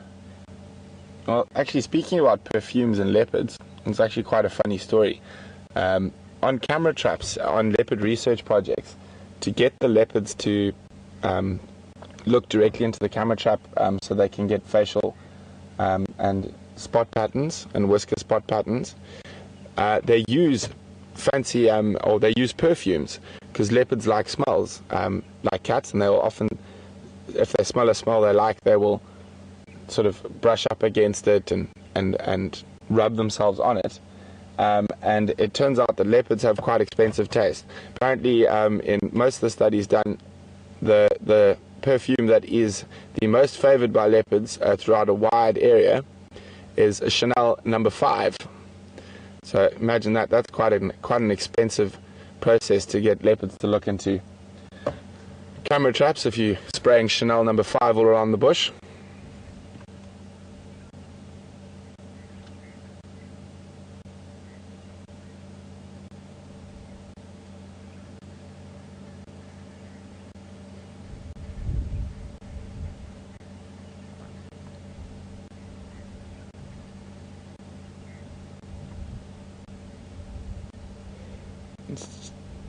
Listening very carefully, testing the air. I think she might rest for a while, but as we know with leopards, they can get up and move in the middle of the day if they want to.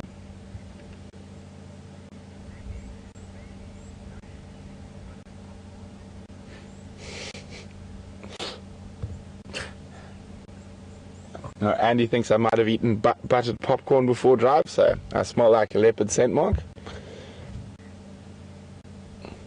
Well, Andy, now I have a craving for buttered popcorn.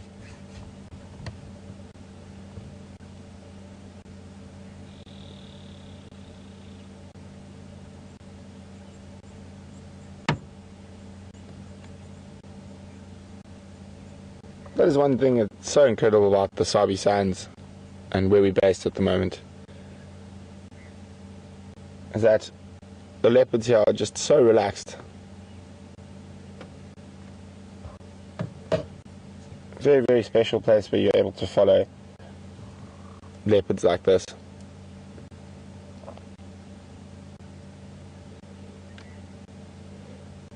I mean, leopards have been more or less protected in the Sabi Sands since the 60s, or early 60s. So it's close on 50 years. That's how many generations? Wow, how many generations? My maths is horrific. But let's just work on an average for a female leopard of 15 years, even though they can sometimes live a bit longer.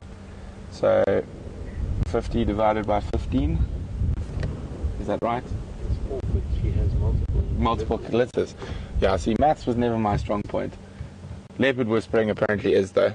How many litters are probably 5 to 6 successful litters. Let's call it 5, let's keep the numbers easy. So once every 3 years on average. On average, let's call it 5 successful litters she might have. So I don't know, you're good at maths, Alex. So it's 20 generations of leopards. 20 generations of leopards, and that's from one leopard. That's over the 60-year period. 60-year from one female leopard. Yeah. So, and how many female leopards are there in the Sabi Sands? I mean, in this area alone, I think there are 4, 5. So you're looking at 120 different generations. No, but overall, over the time period, there's on average. On average, yes. Okay. See, I told you maths wasn't my strong point. Well, thanks, Alex. So, overall, on using averages, because to make the maths easy, over 20 generations of leopards have been How long before protected. Female leopard has first? Also around 3. Yeah. 20 generations. Yeah, there's been about 20 generations of protected leopards in the Sabi Sands. That is an amazing, amazing stat.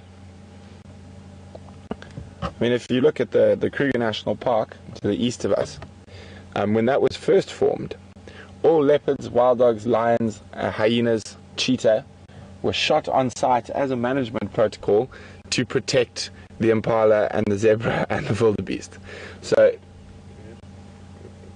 oh sorry, my hair's in the way. So in the beginning of the Kruger National Park, all predators were shot as a management tool, which is amazing to think.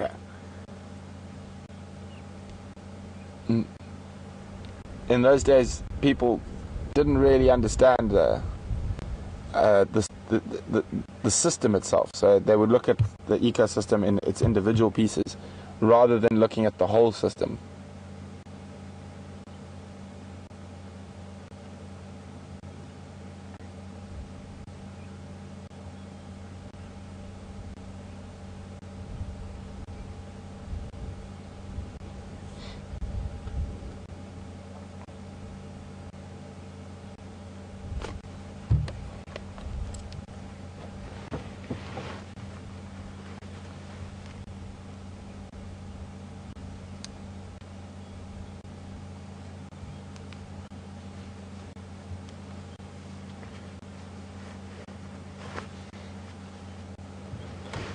Please don't head down to the drainage line.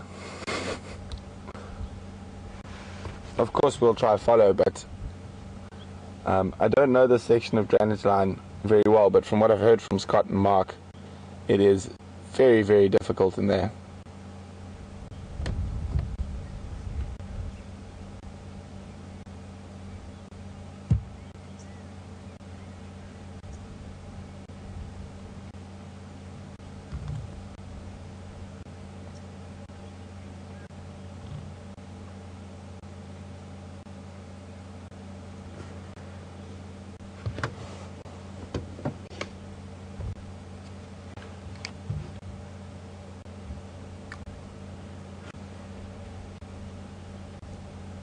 Andrew, come in. Andrew, can you find out Mark's position for me?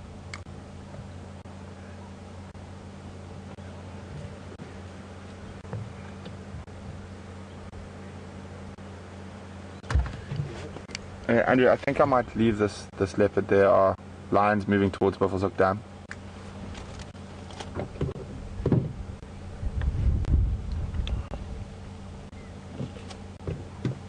Okay, copy. I'm gonna leave Karula and head towards those lines.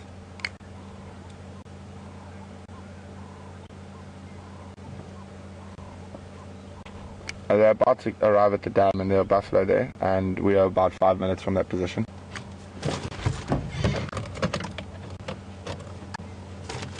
I will stay with Karula for now.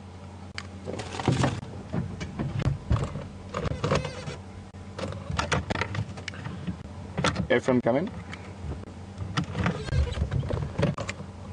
How far are those Ngala from Buffalo's Hook?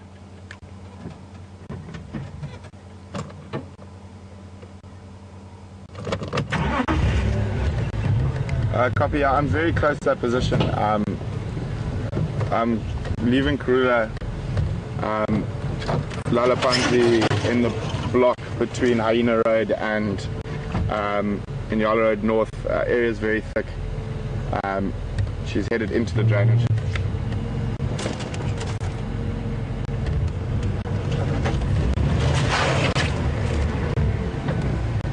Copy, thanks. Ephraim, I'm going to be there in about 5 minutes. Sorry guys, so Karula's gone into that really, really thick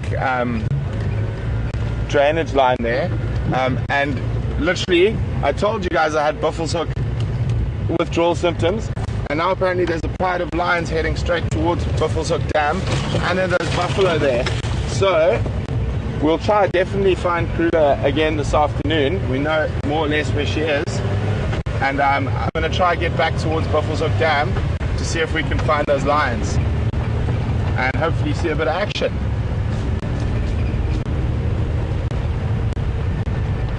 Sun's out, hats on.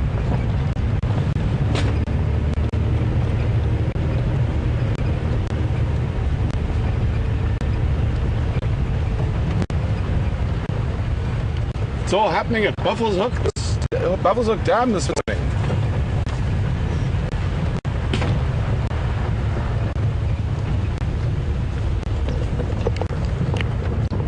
Oh, and there's some elephants still here.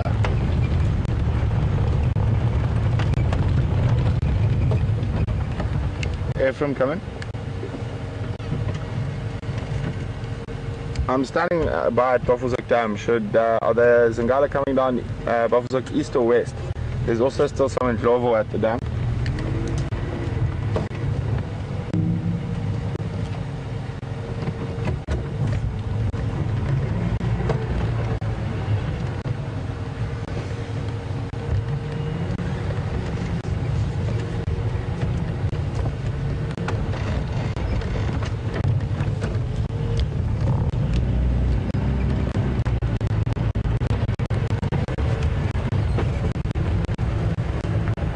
Mark, do you copy?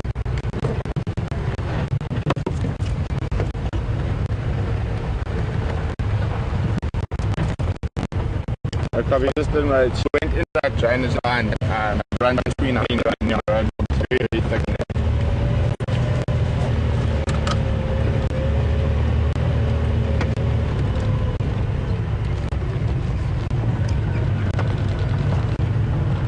Okay, so guys, I'm just going to try to position ourselves to be in the right place. At the moment, we have an elephant drinking.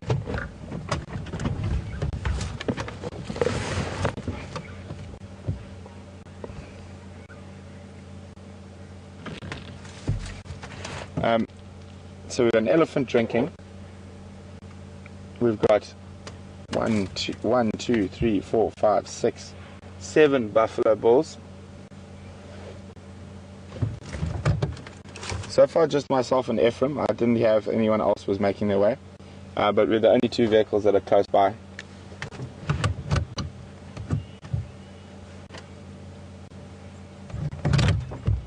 Copy. Oh, and there's more elephants coming down to drink. So the lions are just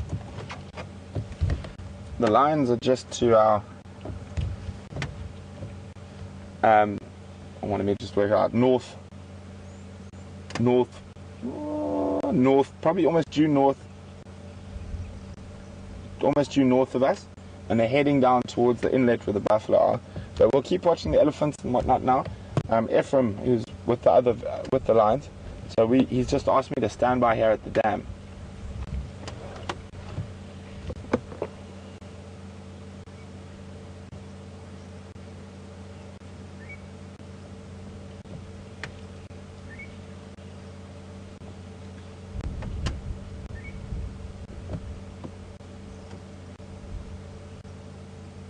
It wouldn't be incredible if we've seen now elephant, buffalo and leopard at Buffelshoek Dam, and there's a very strong possibility we're going to add lions to that as well, and all in one morning.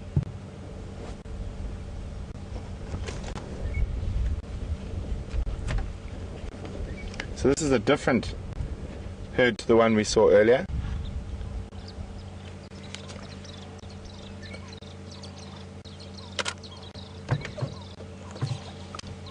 Coming down from the opposite side.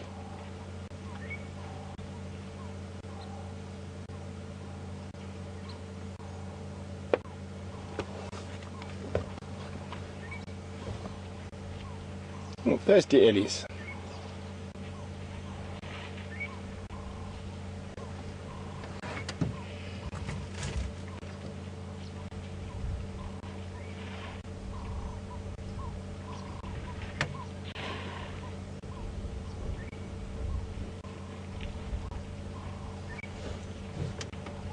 Copy, thanks. Yeah, standing by, we've got about 8 Duggar boys, 2 right in that first inlet on the western side, and there's also Ndlovu on the eastern side drinking.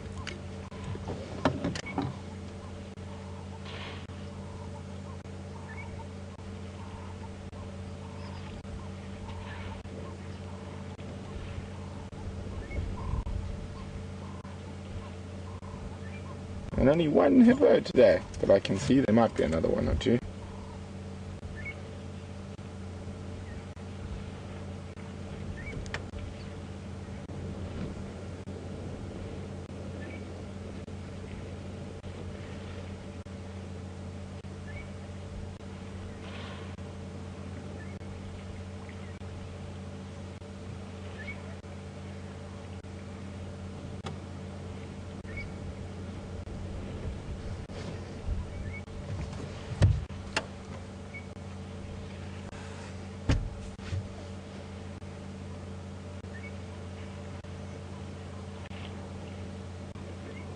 I love that sound.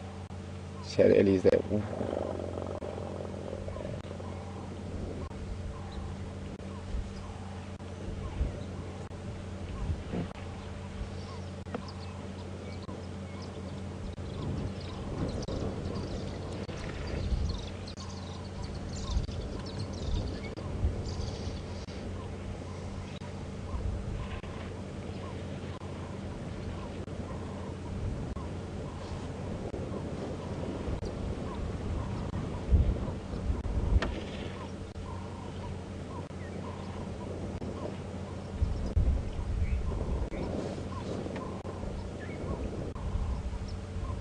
Oh, that little one's got a floppy ear.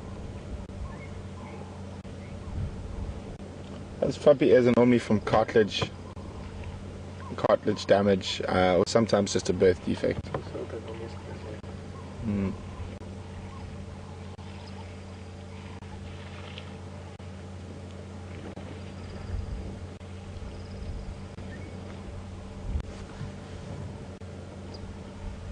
Just keep a check out behind you, the lions are going to arrive.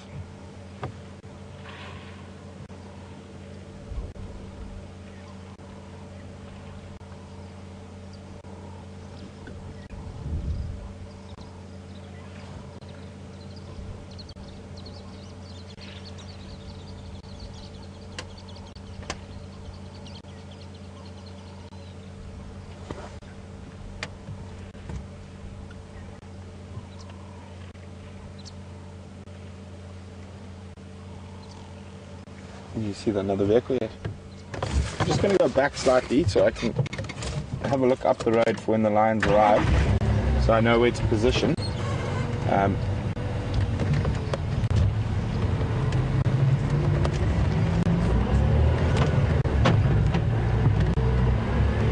want to see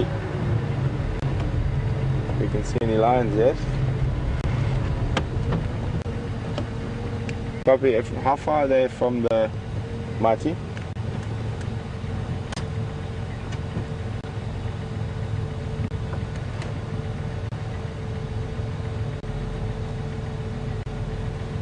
Alright, copy. There's two Duggar boys in that drainage line. I might move down and position myself opposite those Duggar boys.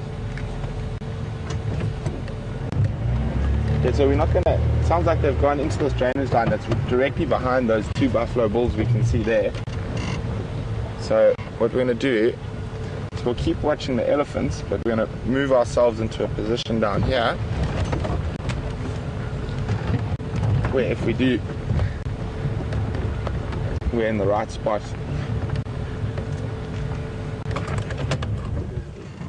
So we're going to just stand by right here.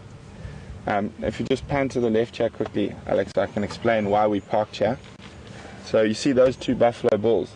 So Ephraim's also come around to join me because he thinks those lions are going to come down behind those two buffalo bulls there.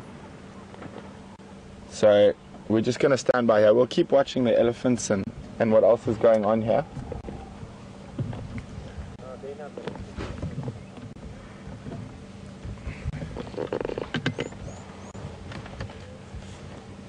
We just want to get ourselves in the best possible position in case something does go down.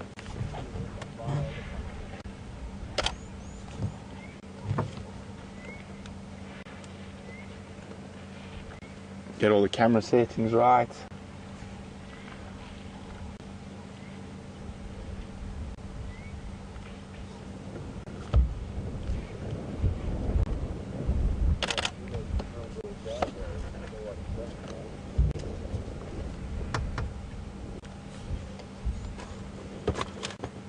So while you guys watch the elephants, I'm keeping a close look behind those buffalo.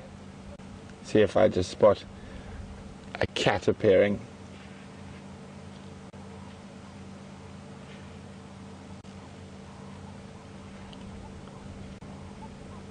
Let's go to the left. Those two young bulls are gonna play.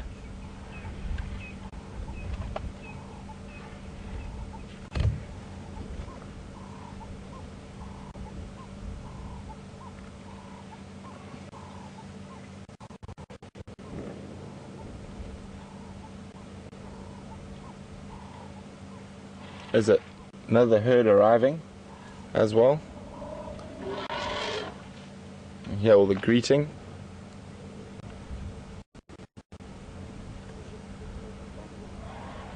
Oh, and there's more coming we can hear from a distance.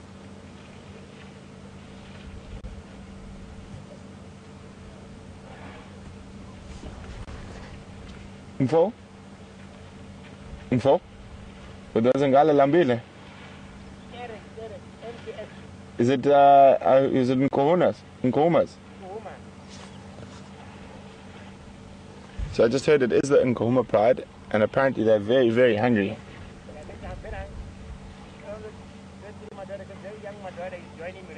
Okay. Who? Mark. So we've got another herd arriving.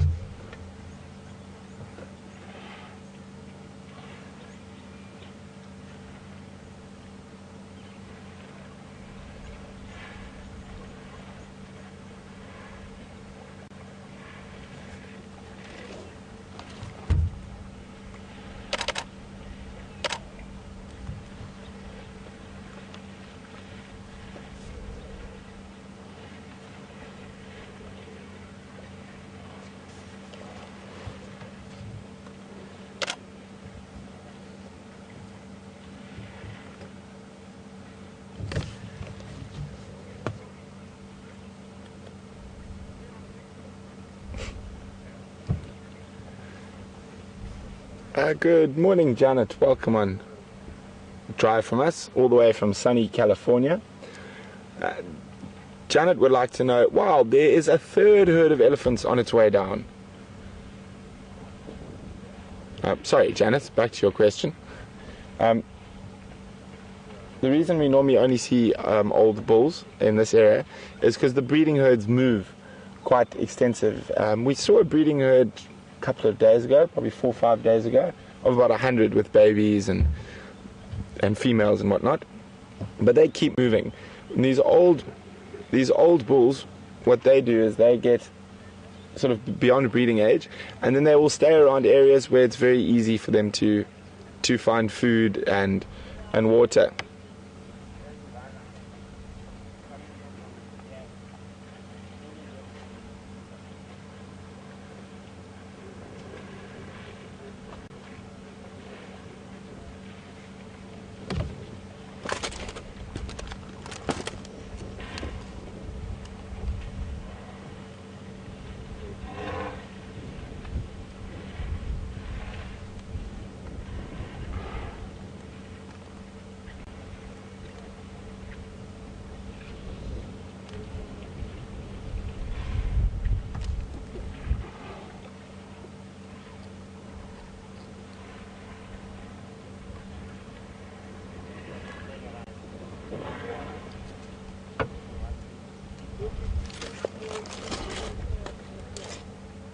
Amazing how many ellies coming down.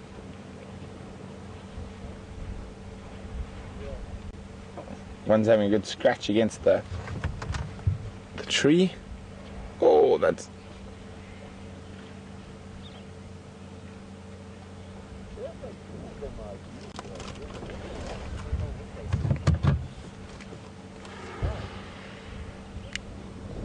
Just let Mark know Craig's decided to come to this position now, so I'm going to call him in his first standby.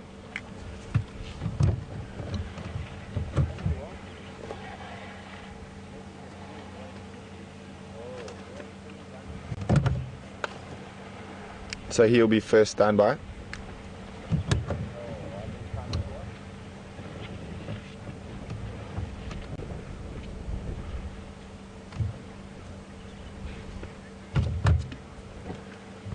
Negative, he's closer than Mark. Craig is going to move in. Mark will become first standby.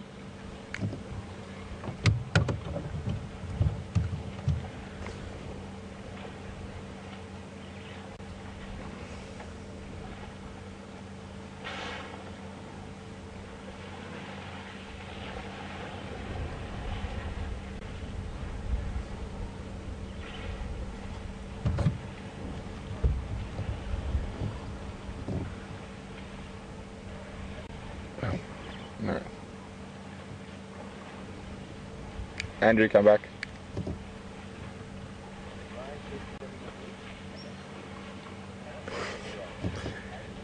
Just stand by, I'll tell you exactly. She was in the block between Inyala Road North and Hyena Road. Probably on best access Inyala Road North, 200 meters from Buffalo's Hook Dam. She was lying up in a thicket about 70 meters to the northwest of the road. Go ahead.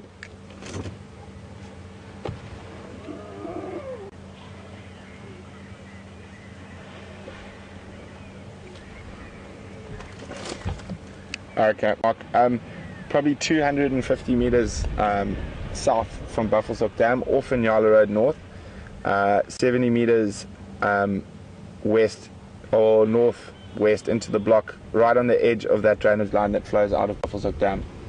It was very, very thick in there.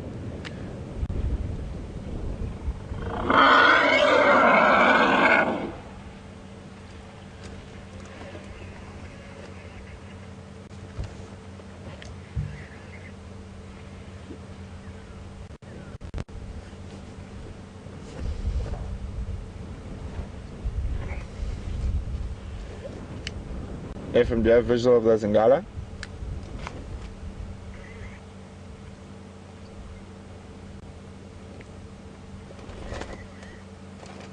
Negative, I was just asking if you had visual of them yet.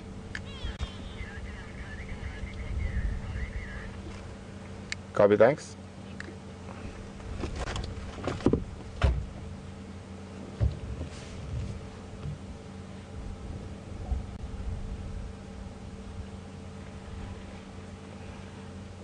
Oh, look at the little one climbing the steep bank.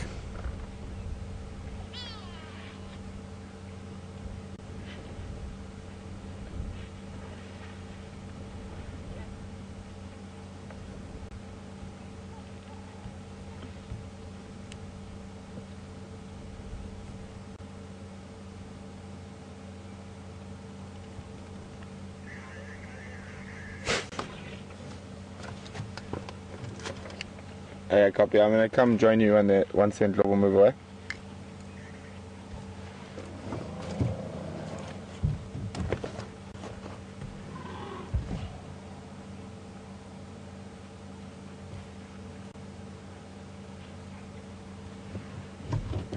This little boy looks like he's going to come show us how big and strong he is, just because he can. He might rush up to the vehicle and give a trumpet.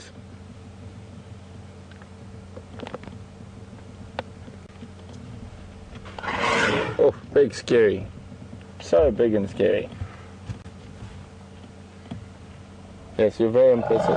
Oh, there's another herd that's arrived that we didn't see directly behind us. So we now have to keep very still again. It's one thing a young bull shaking his head at you. It's different when there's a cow.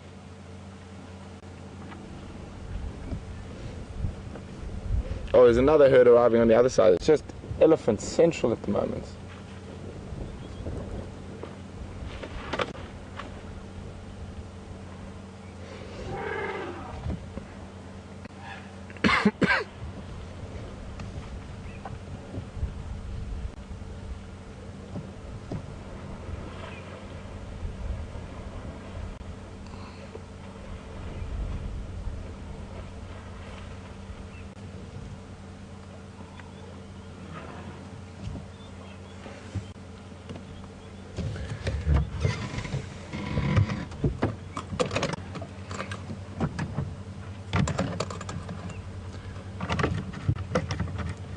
I don't know if they can smell the lions, and that's why they're getting a bit uppity.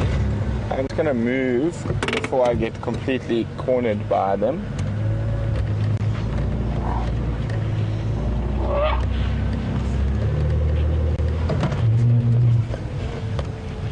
Don't want to get stuck between the dam and a steep bank and elephants, so we'd rather put ourselves in a better position. You can see those elephants are new here, they haven't drunk yet. Maybe they prefer drinking on this side. They're deciding. Okay. Oh, something. Oh. One herd's chasing the other herd. It's absolute pandemonium here. So that female there just chased off the other female.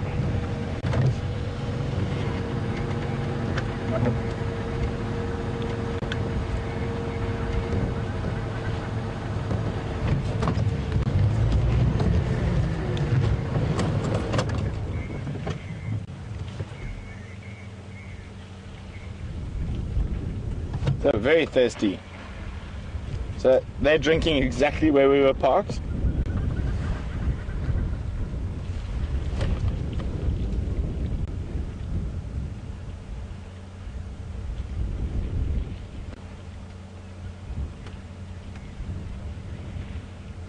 So guys,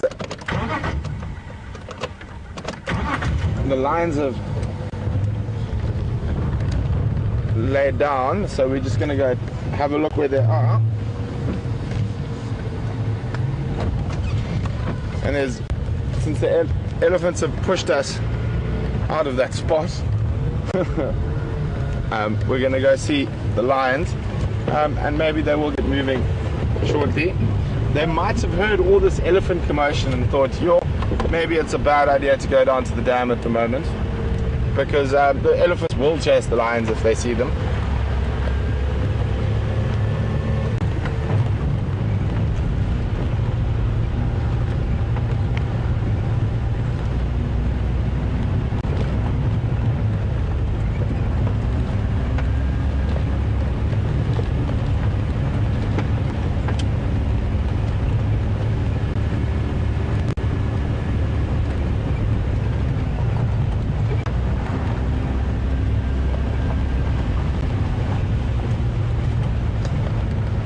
So it's a strong possibility hearing all those elephants make a noise.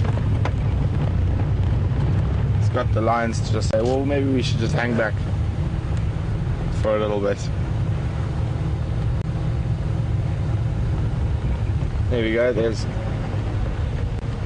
the one young male.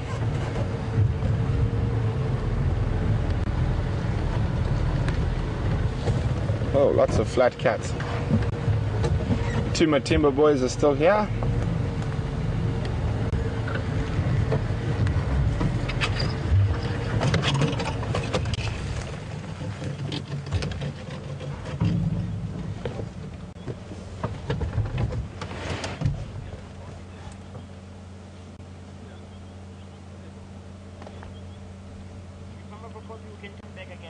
Sharp, mvo.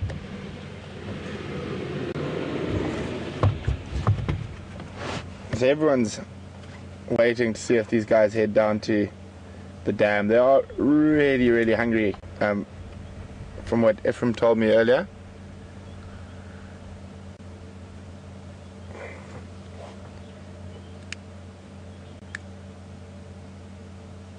Craig, what's your position?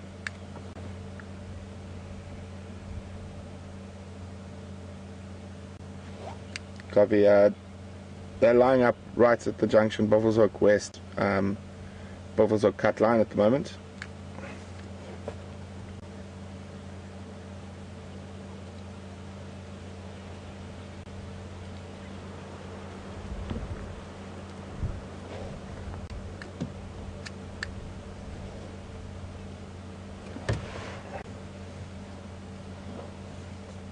Mark coming.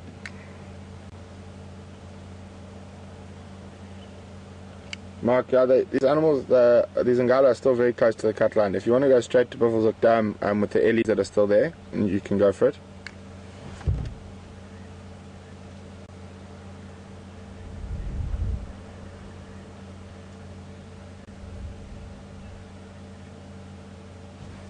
I went probably about 50 meters from the road until she went right down into the thickets. Negative, sort of heading south, southwestish into the drainage line.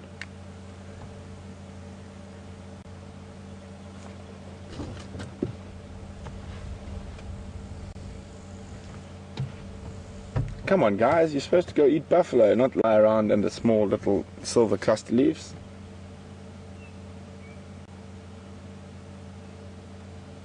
Well, the positive is that if they do just sleep here for the rest of the day, the likelihood of them heading towards the dam this afternoon is very, very strong.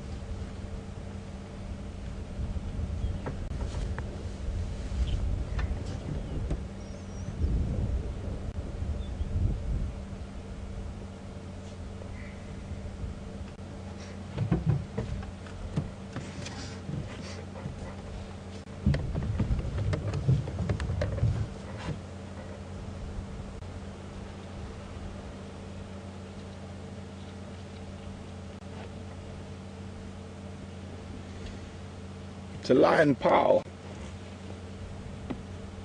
Oh, wonder what spoke them there. A male shaking his head.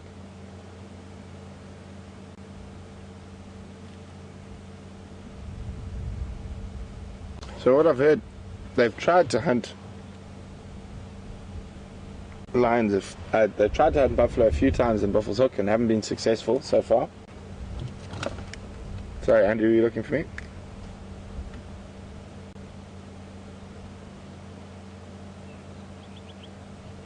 Were you looking for me? I thought I heard you calling me.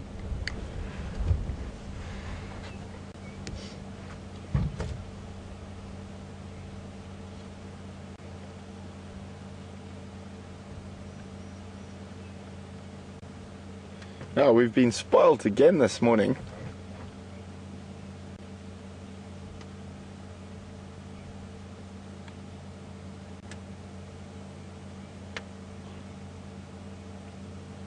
Oh. Shame that Karula seems to be having a bit of a tough time of it at the moment. Losing individuals, always looking hungry.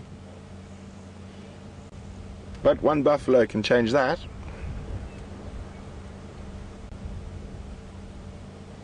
Trying to see, let's see if we can count how many there are here.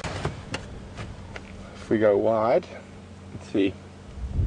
We've got that one that Alex was tight on there, 2, and then there's a pile of 3, 4, 5, 6, 7, 8 plus Djuma timbers. It might, let's just double check. So we got 1, 2, 3, 4, 5, 6, 7 lionesses, 1 young male, and 2 adult males.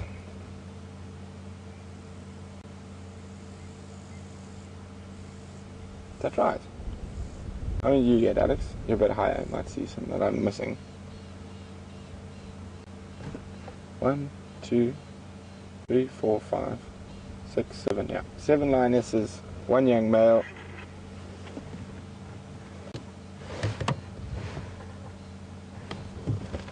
Go ahead.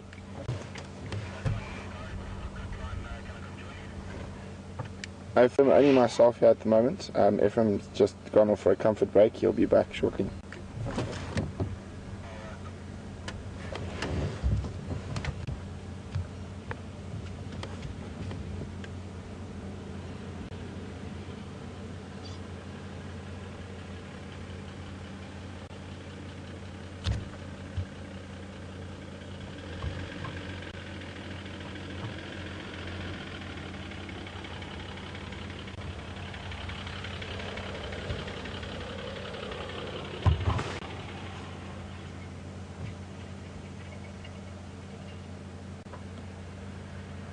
Heads up.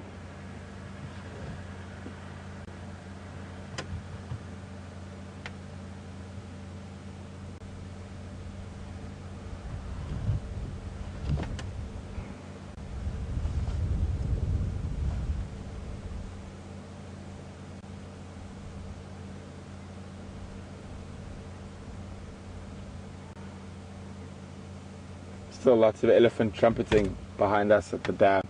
That could have been what stopped them heading straight down to the dam.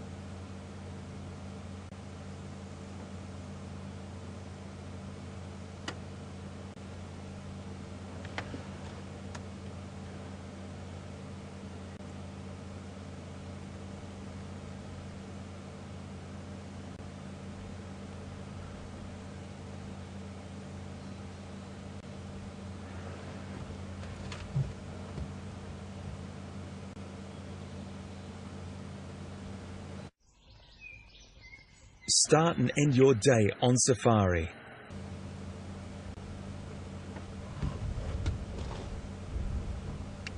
Okay, there's Ningi and Lovo at Buffalo's Hook, and I think the trumpeting is what's keeping them from going down. Sorry, Andrew, go again. I was on the other channel.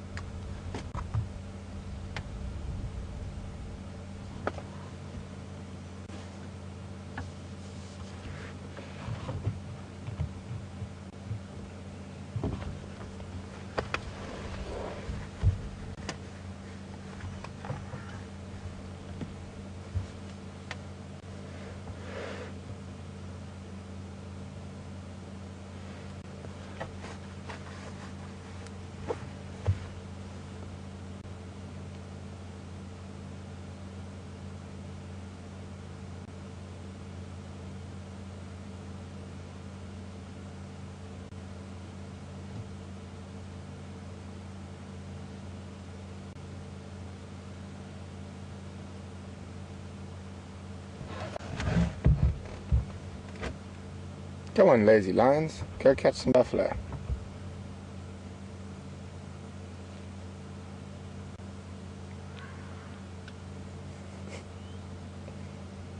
The elephants are still trumpeting much better back at the dam. Probably find another herd's arrived and be like the 5th, 6th herd this morning that's come through there.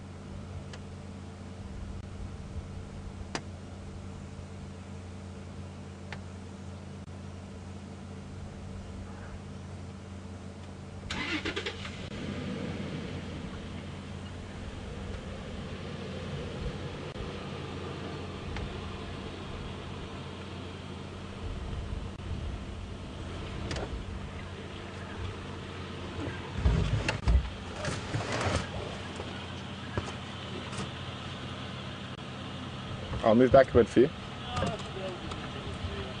It's no problem.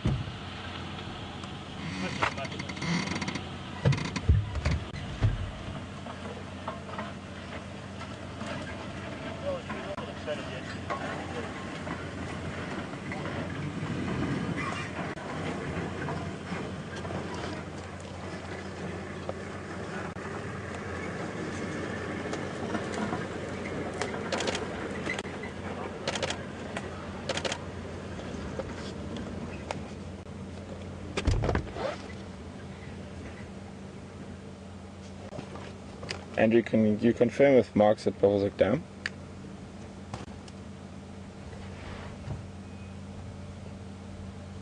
So go again.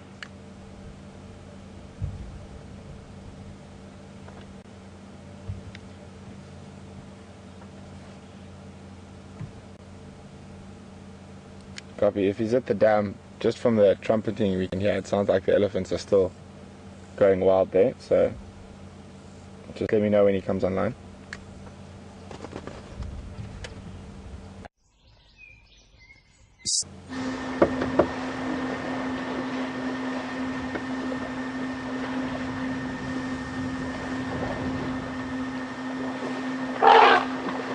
My favorite thing to do. Welcome back, everybody, and possibly one of the reasons why the lion have decided not to come down to the dam is because of a lot of activity that's going on here. Some wonderful early action. 3 youngsters having a ball in the water. Soon to be 4. I'm just going to encourage this other bull to try and give it a count.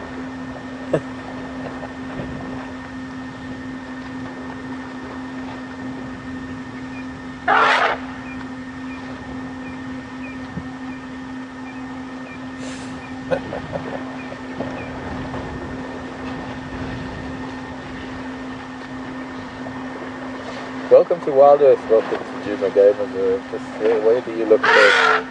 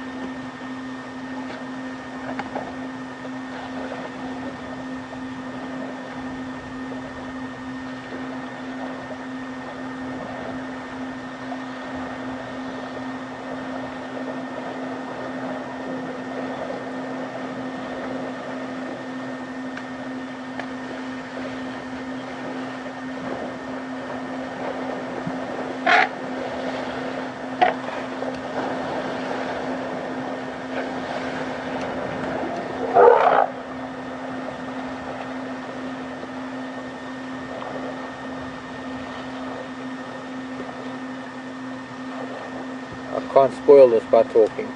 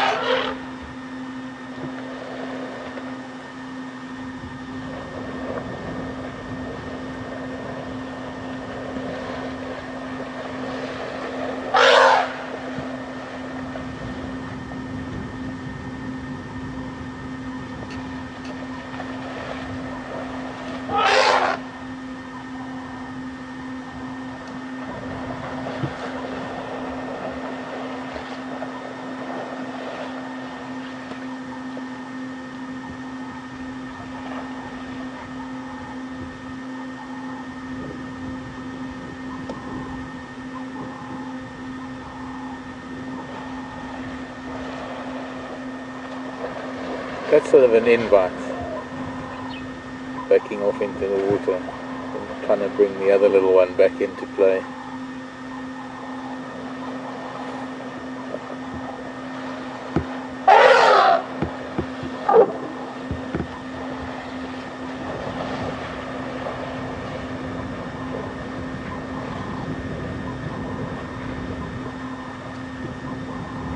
So at least they're oxygenating the water a little bit.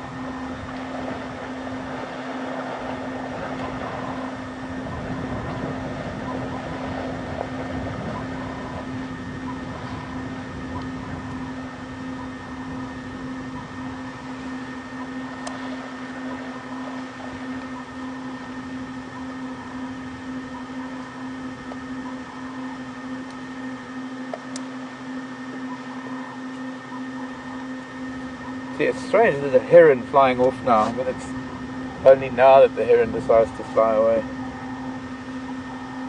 Things are getting a bit too active around here for a sedate heron. You of course know how herons concentrate so intently when they're fishing.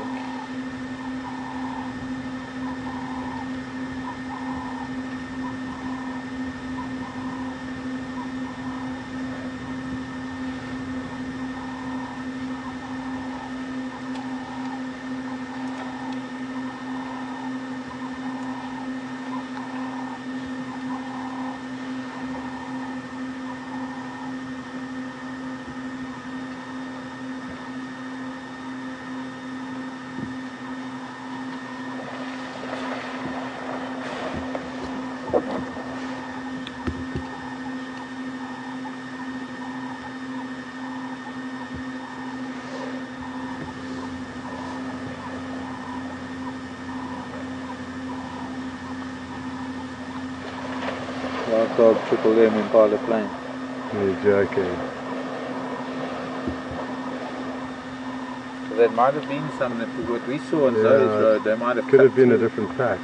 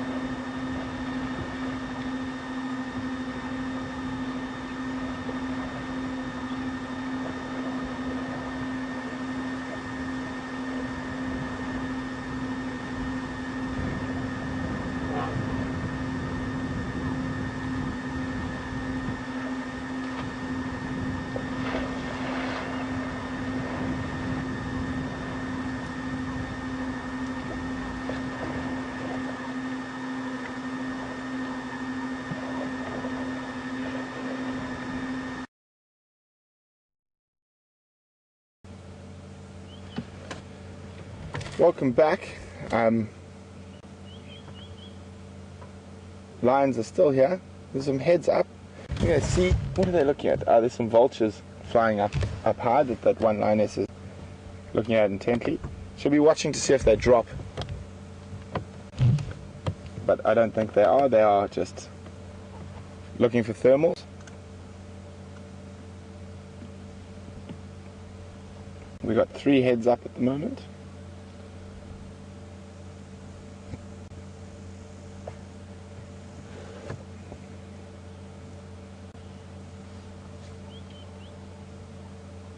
So now, no, just the one. Oh, 2 of them now looking at those vultures.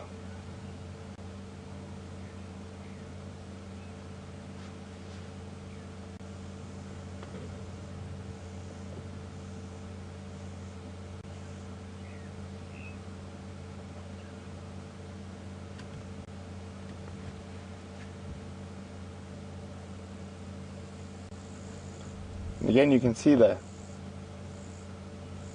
positive of having 2 vehicles. Because there was no one else with these lions. If they got up and moved, they would have disappeared. I knew Mark was coming, so we called him in to go watch the elephants at Buffalo's Hook Dam. So the positive of having 2 vehicles is huge.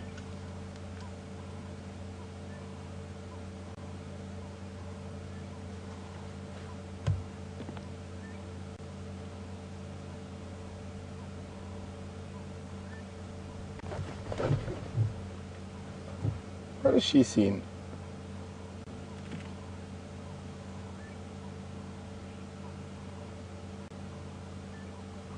They're still watching vultures? No. Looking ground level now.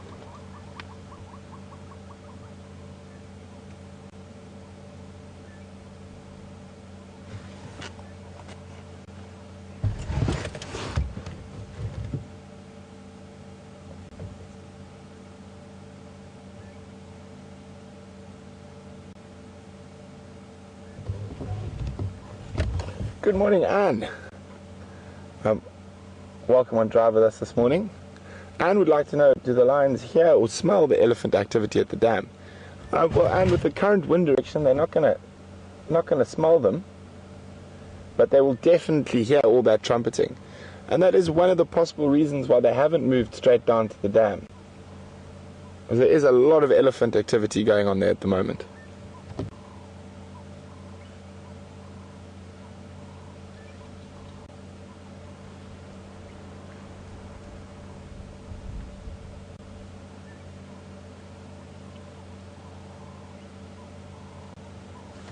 The fact that we can hear it from where we are with our ears and our hearing means the lions can probably hear it far, far better than us.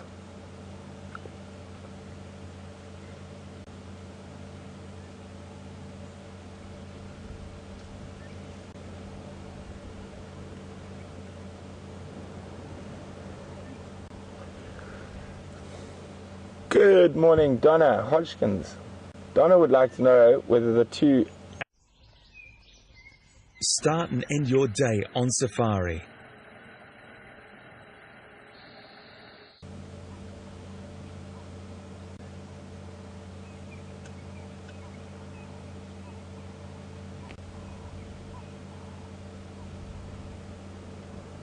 So there's one of the missing.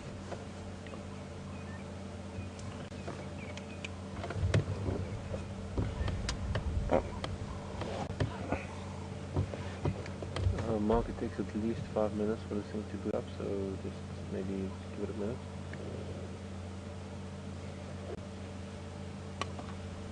What we've got now, you can see how hungry she is.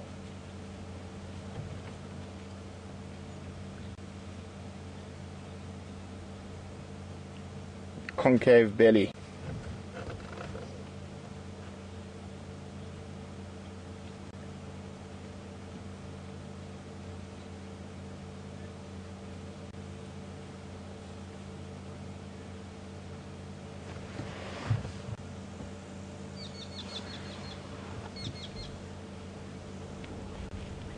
Oh, and sit down again.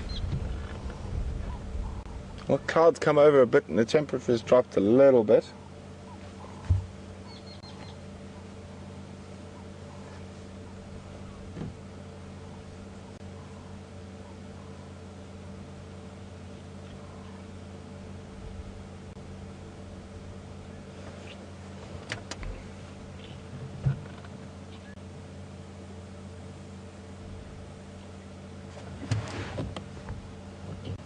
Spotted some. Oh, having a good clean. Start and end your day on safari.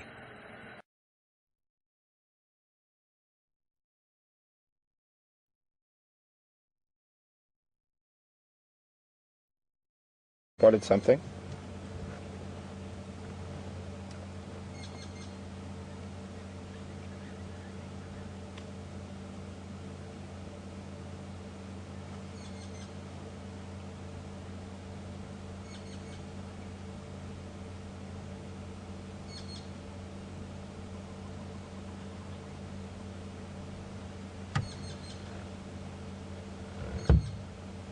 Nope. Back down.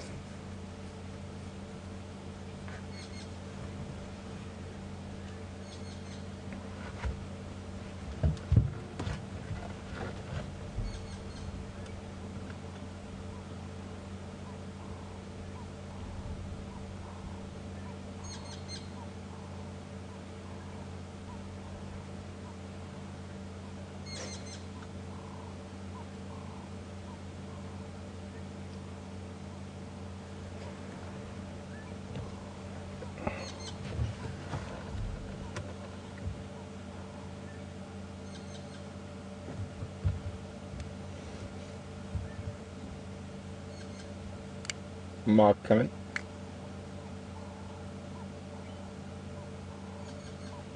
Confirm you've still got Ellies there.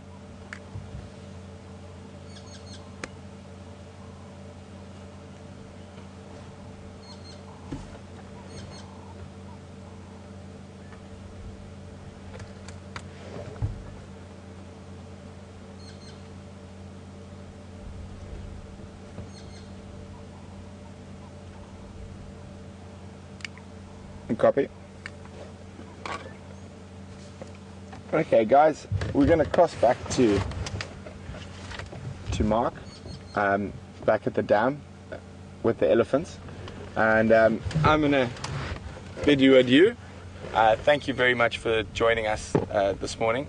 It's been an incredible drive. We've had fantastic sightings: leopard, lion, elephant, buffalo. So I'm going to hand you over to Mark for the last few minutes of drive so you can have some fun with the Ellies.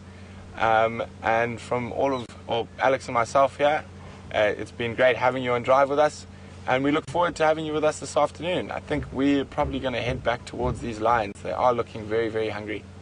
So have a good day, morning, evening, wherever you are in the world, and goodbye. Over to Mark.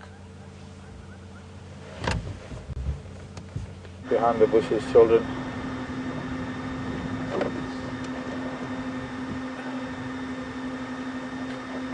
Welcome back all.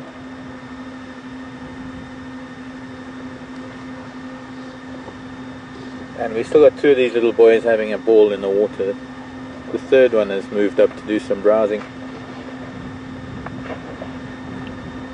I don't know, thinking with this tree in the way, hopefully they're going to move a bit to the right.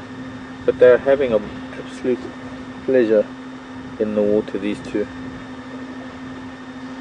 Haven't been able to take our eyes or the camera off of them.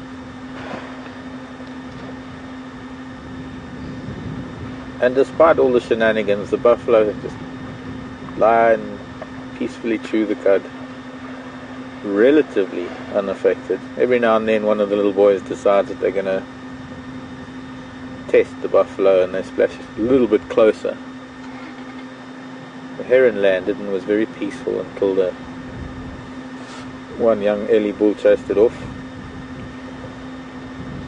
And we had a fantastic big bull, a wonderful big bull that came up behind us from the water, and I didn't even know where he went because we were so intent on watching these youngsters.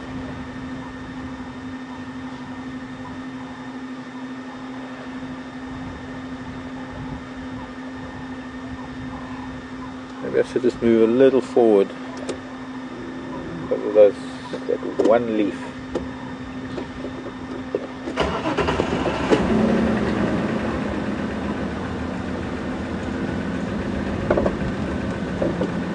Now all the other elephant that have been around, there have been many different family groups by the looks of things at all points around the dam. I can still see the odd one moving through the bush. They're not moving far, these little boys. I think as long as the family groups stay nearby feeding and browsing, these youngsters are going to have all the time in the world to feed later. They're going to take full advantage of being here at Buffelshoek Dam.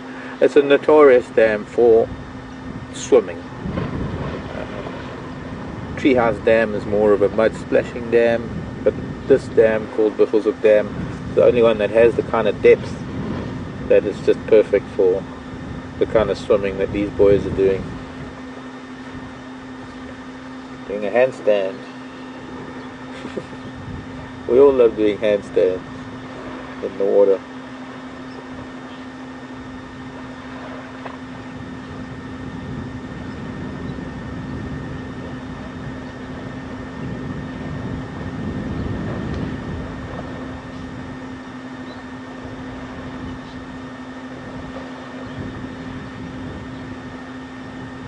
Once again, they're going to try and encourage it. This is a little, there's one out of the water, it's quite dry. It was one that was standing on the other side of the big termite mound when those two, or when the three of them were splashing. And I think it's contemplating going down to join in the fun.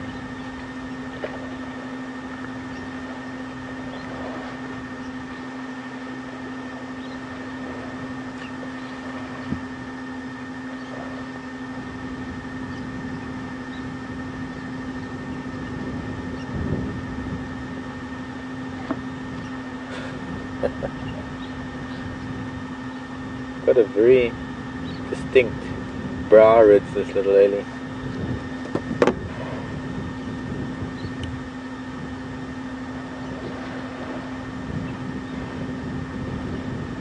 And at one point I thought it was a little girl, but because of that little brow ridge, very angular forehead for a little boy.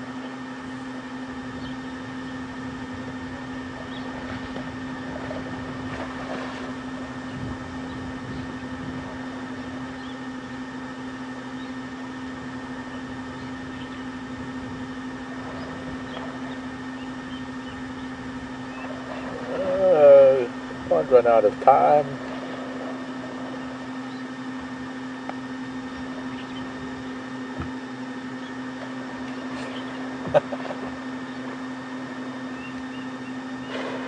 Ah, there is a hippo. Anyway, hippo's just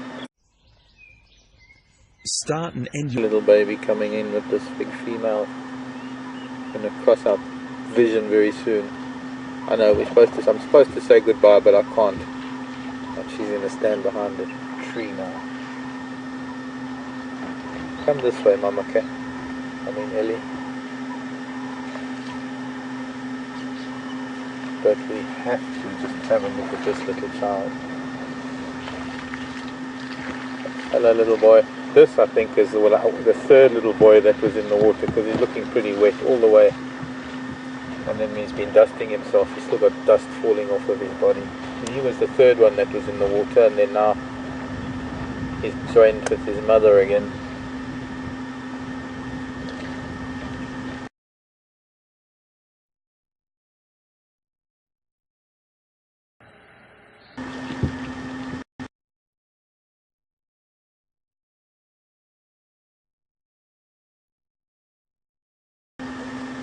Okay, copy.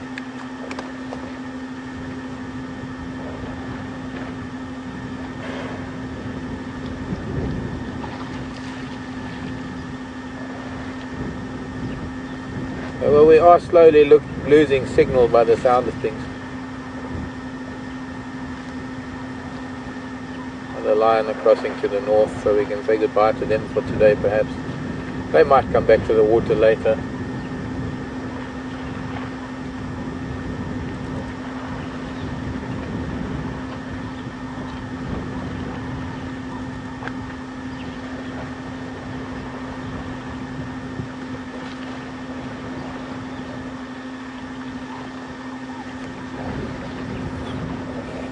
But it is that kind of day, this kind of weather where, well, the lion might be moving around a bit. There's a nice breeze, it's a little bit overcast. There's just more and more elephant coming down, and unfortunately I'm going to have to say goodbye. We might just lose the stream altogether.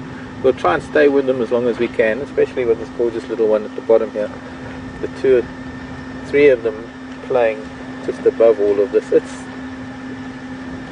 going to be very hard to tear myself away from this to go back for breakfast, as hungry as I am.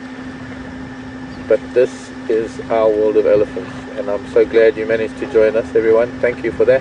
Thanks for the patience with technical issues.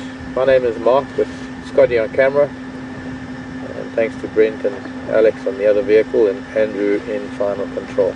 We're going to sit quietly with these Ellies until we lose you.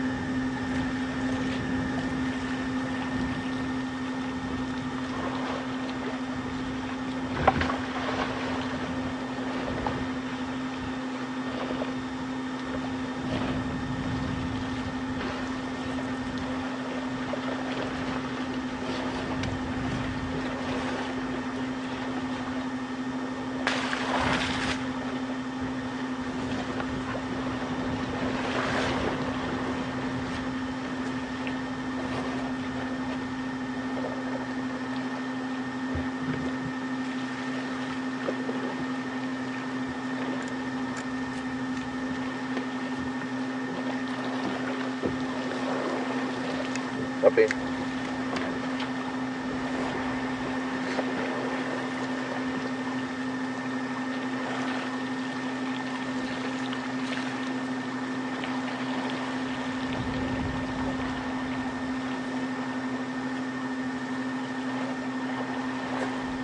The heron came back.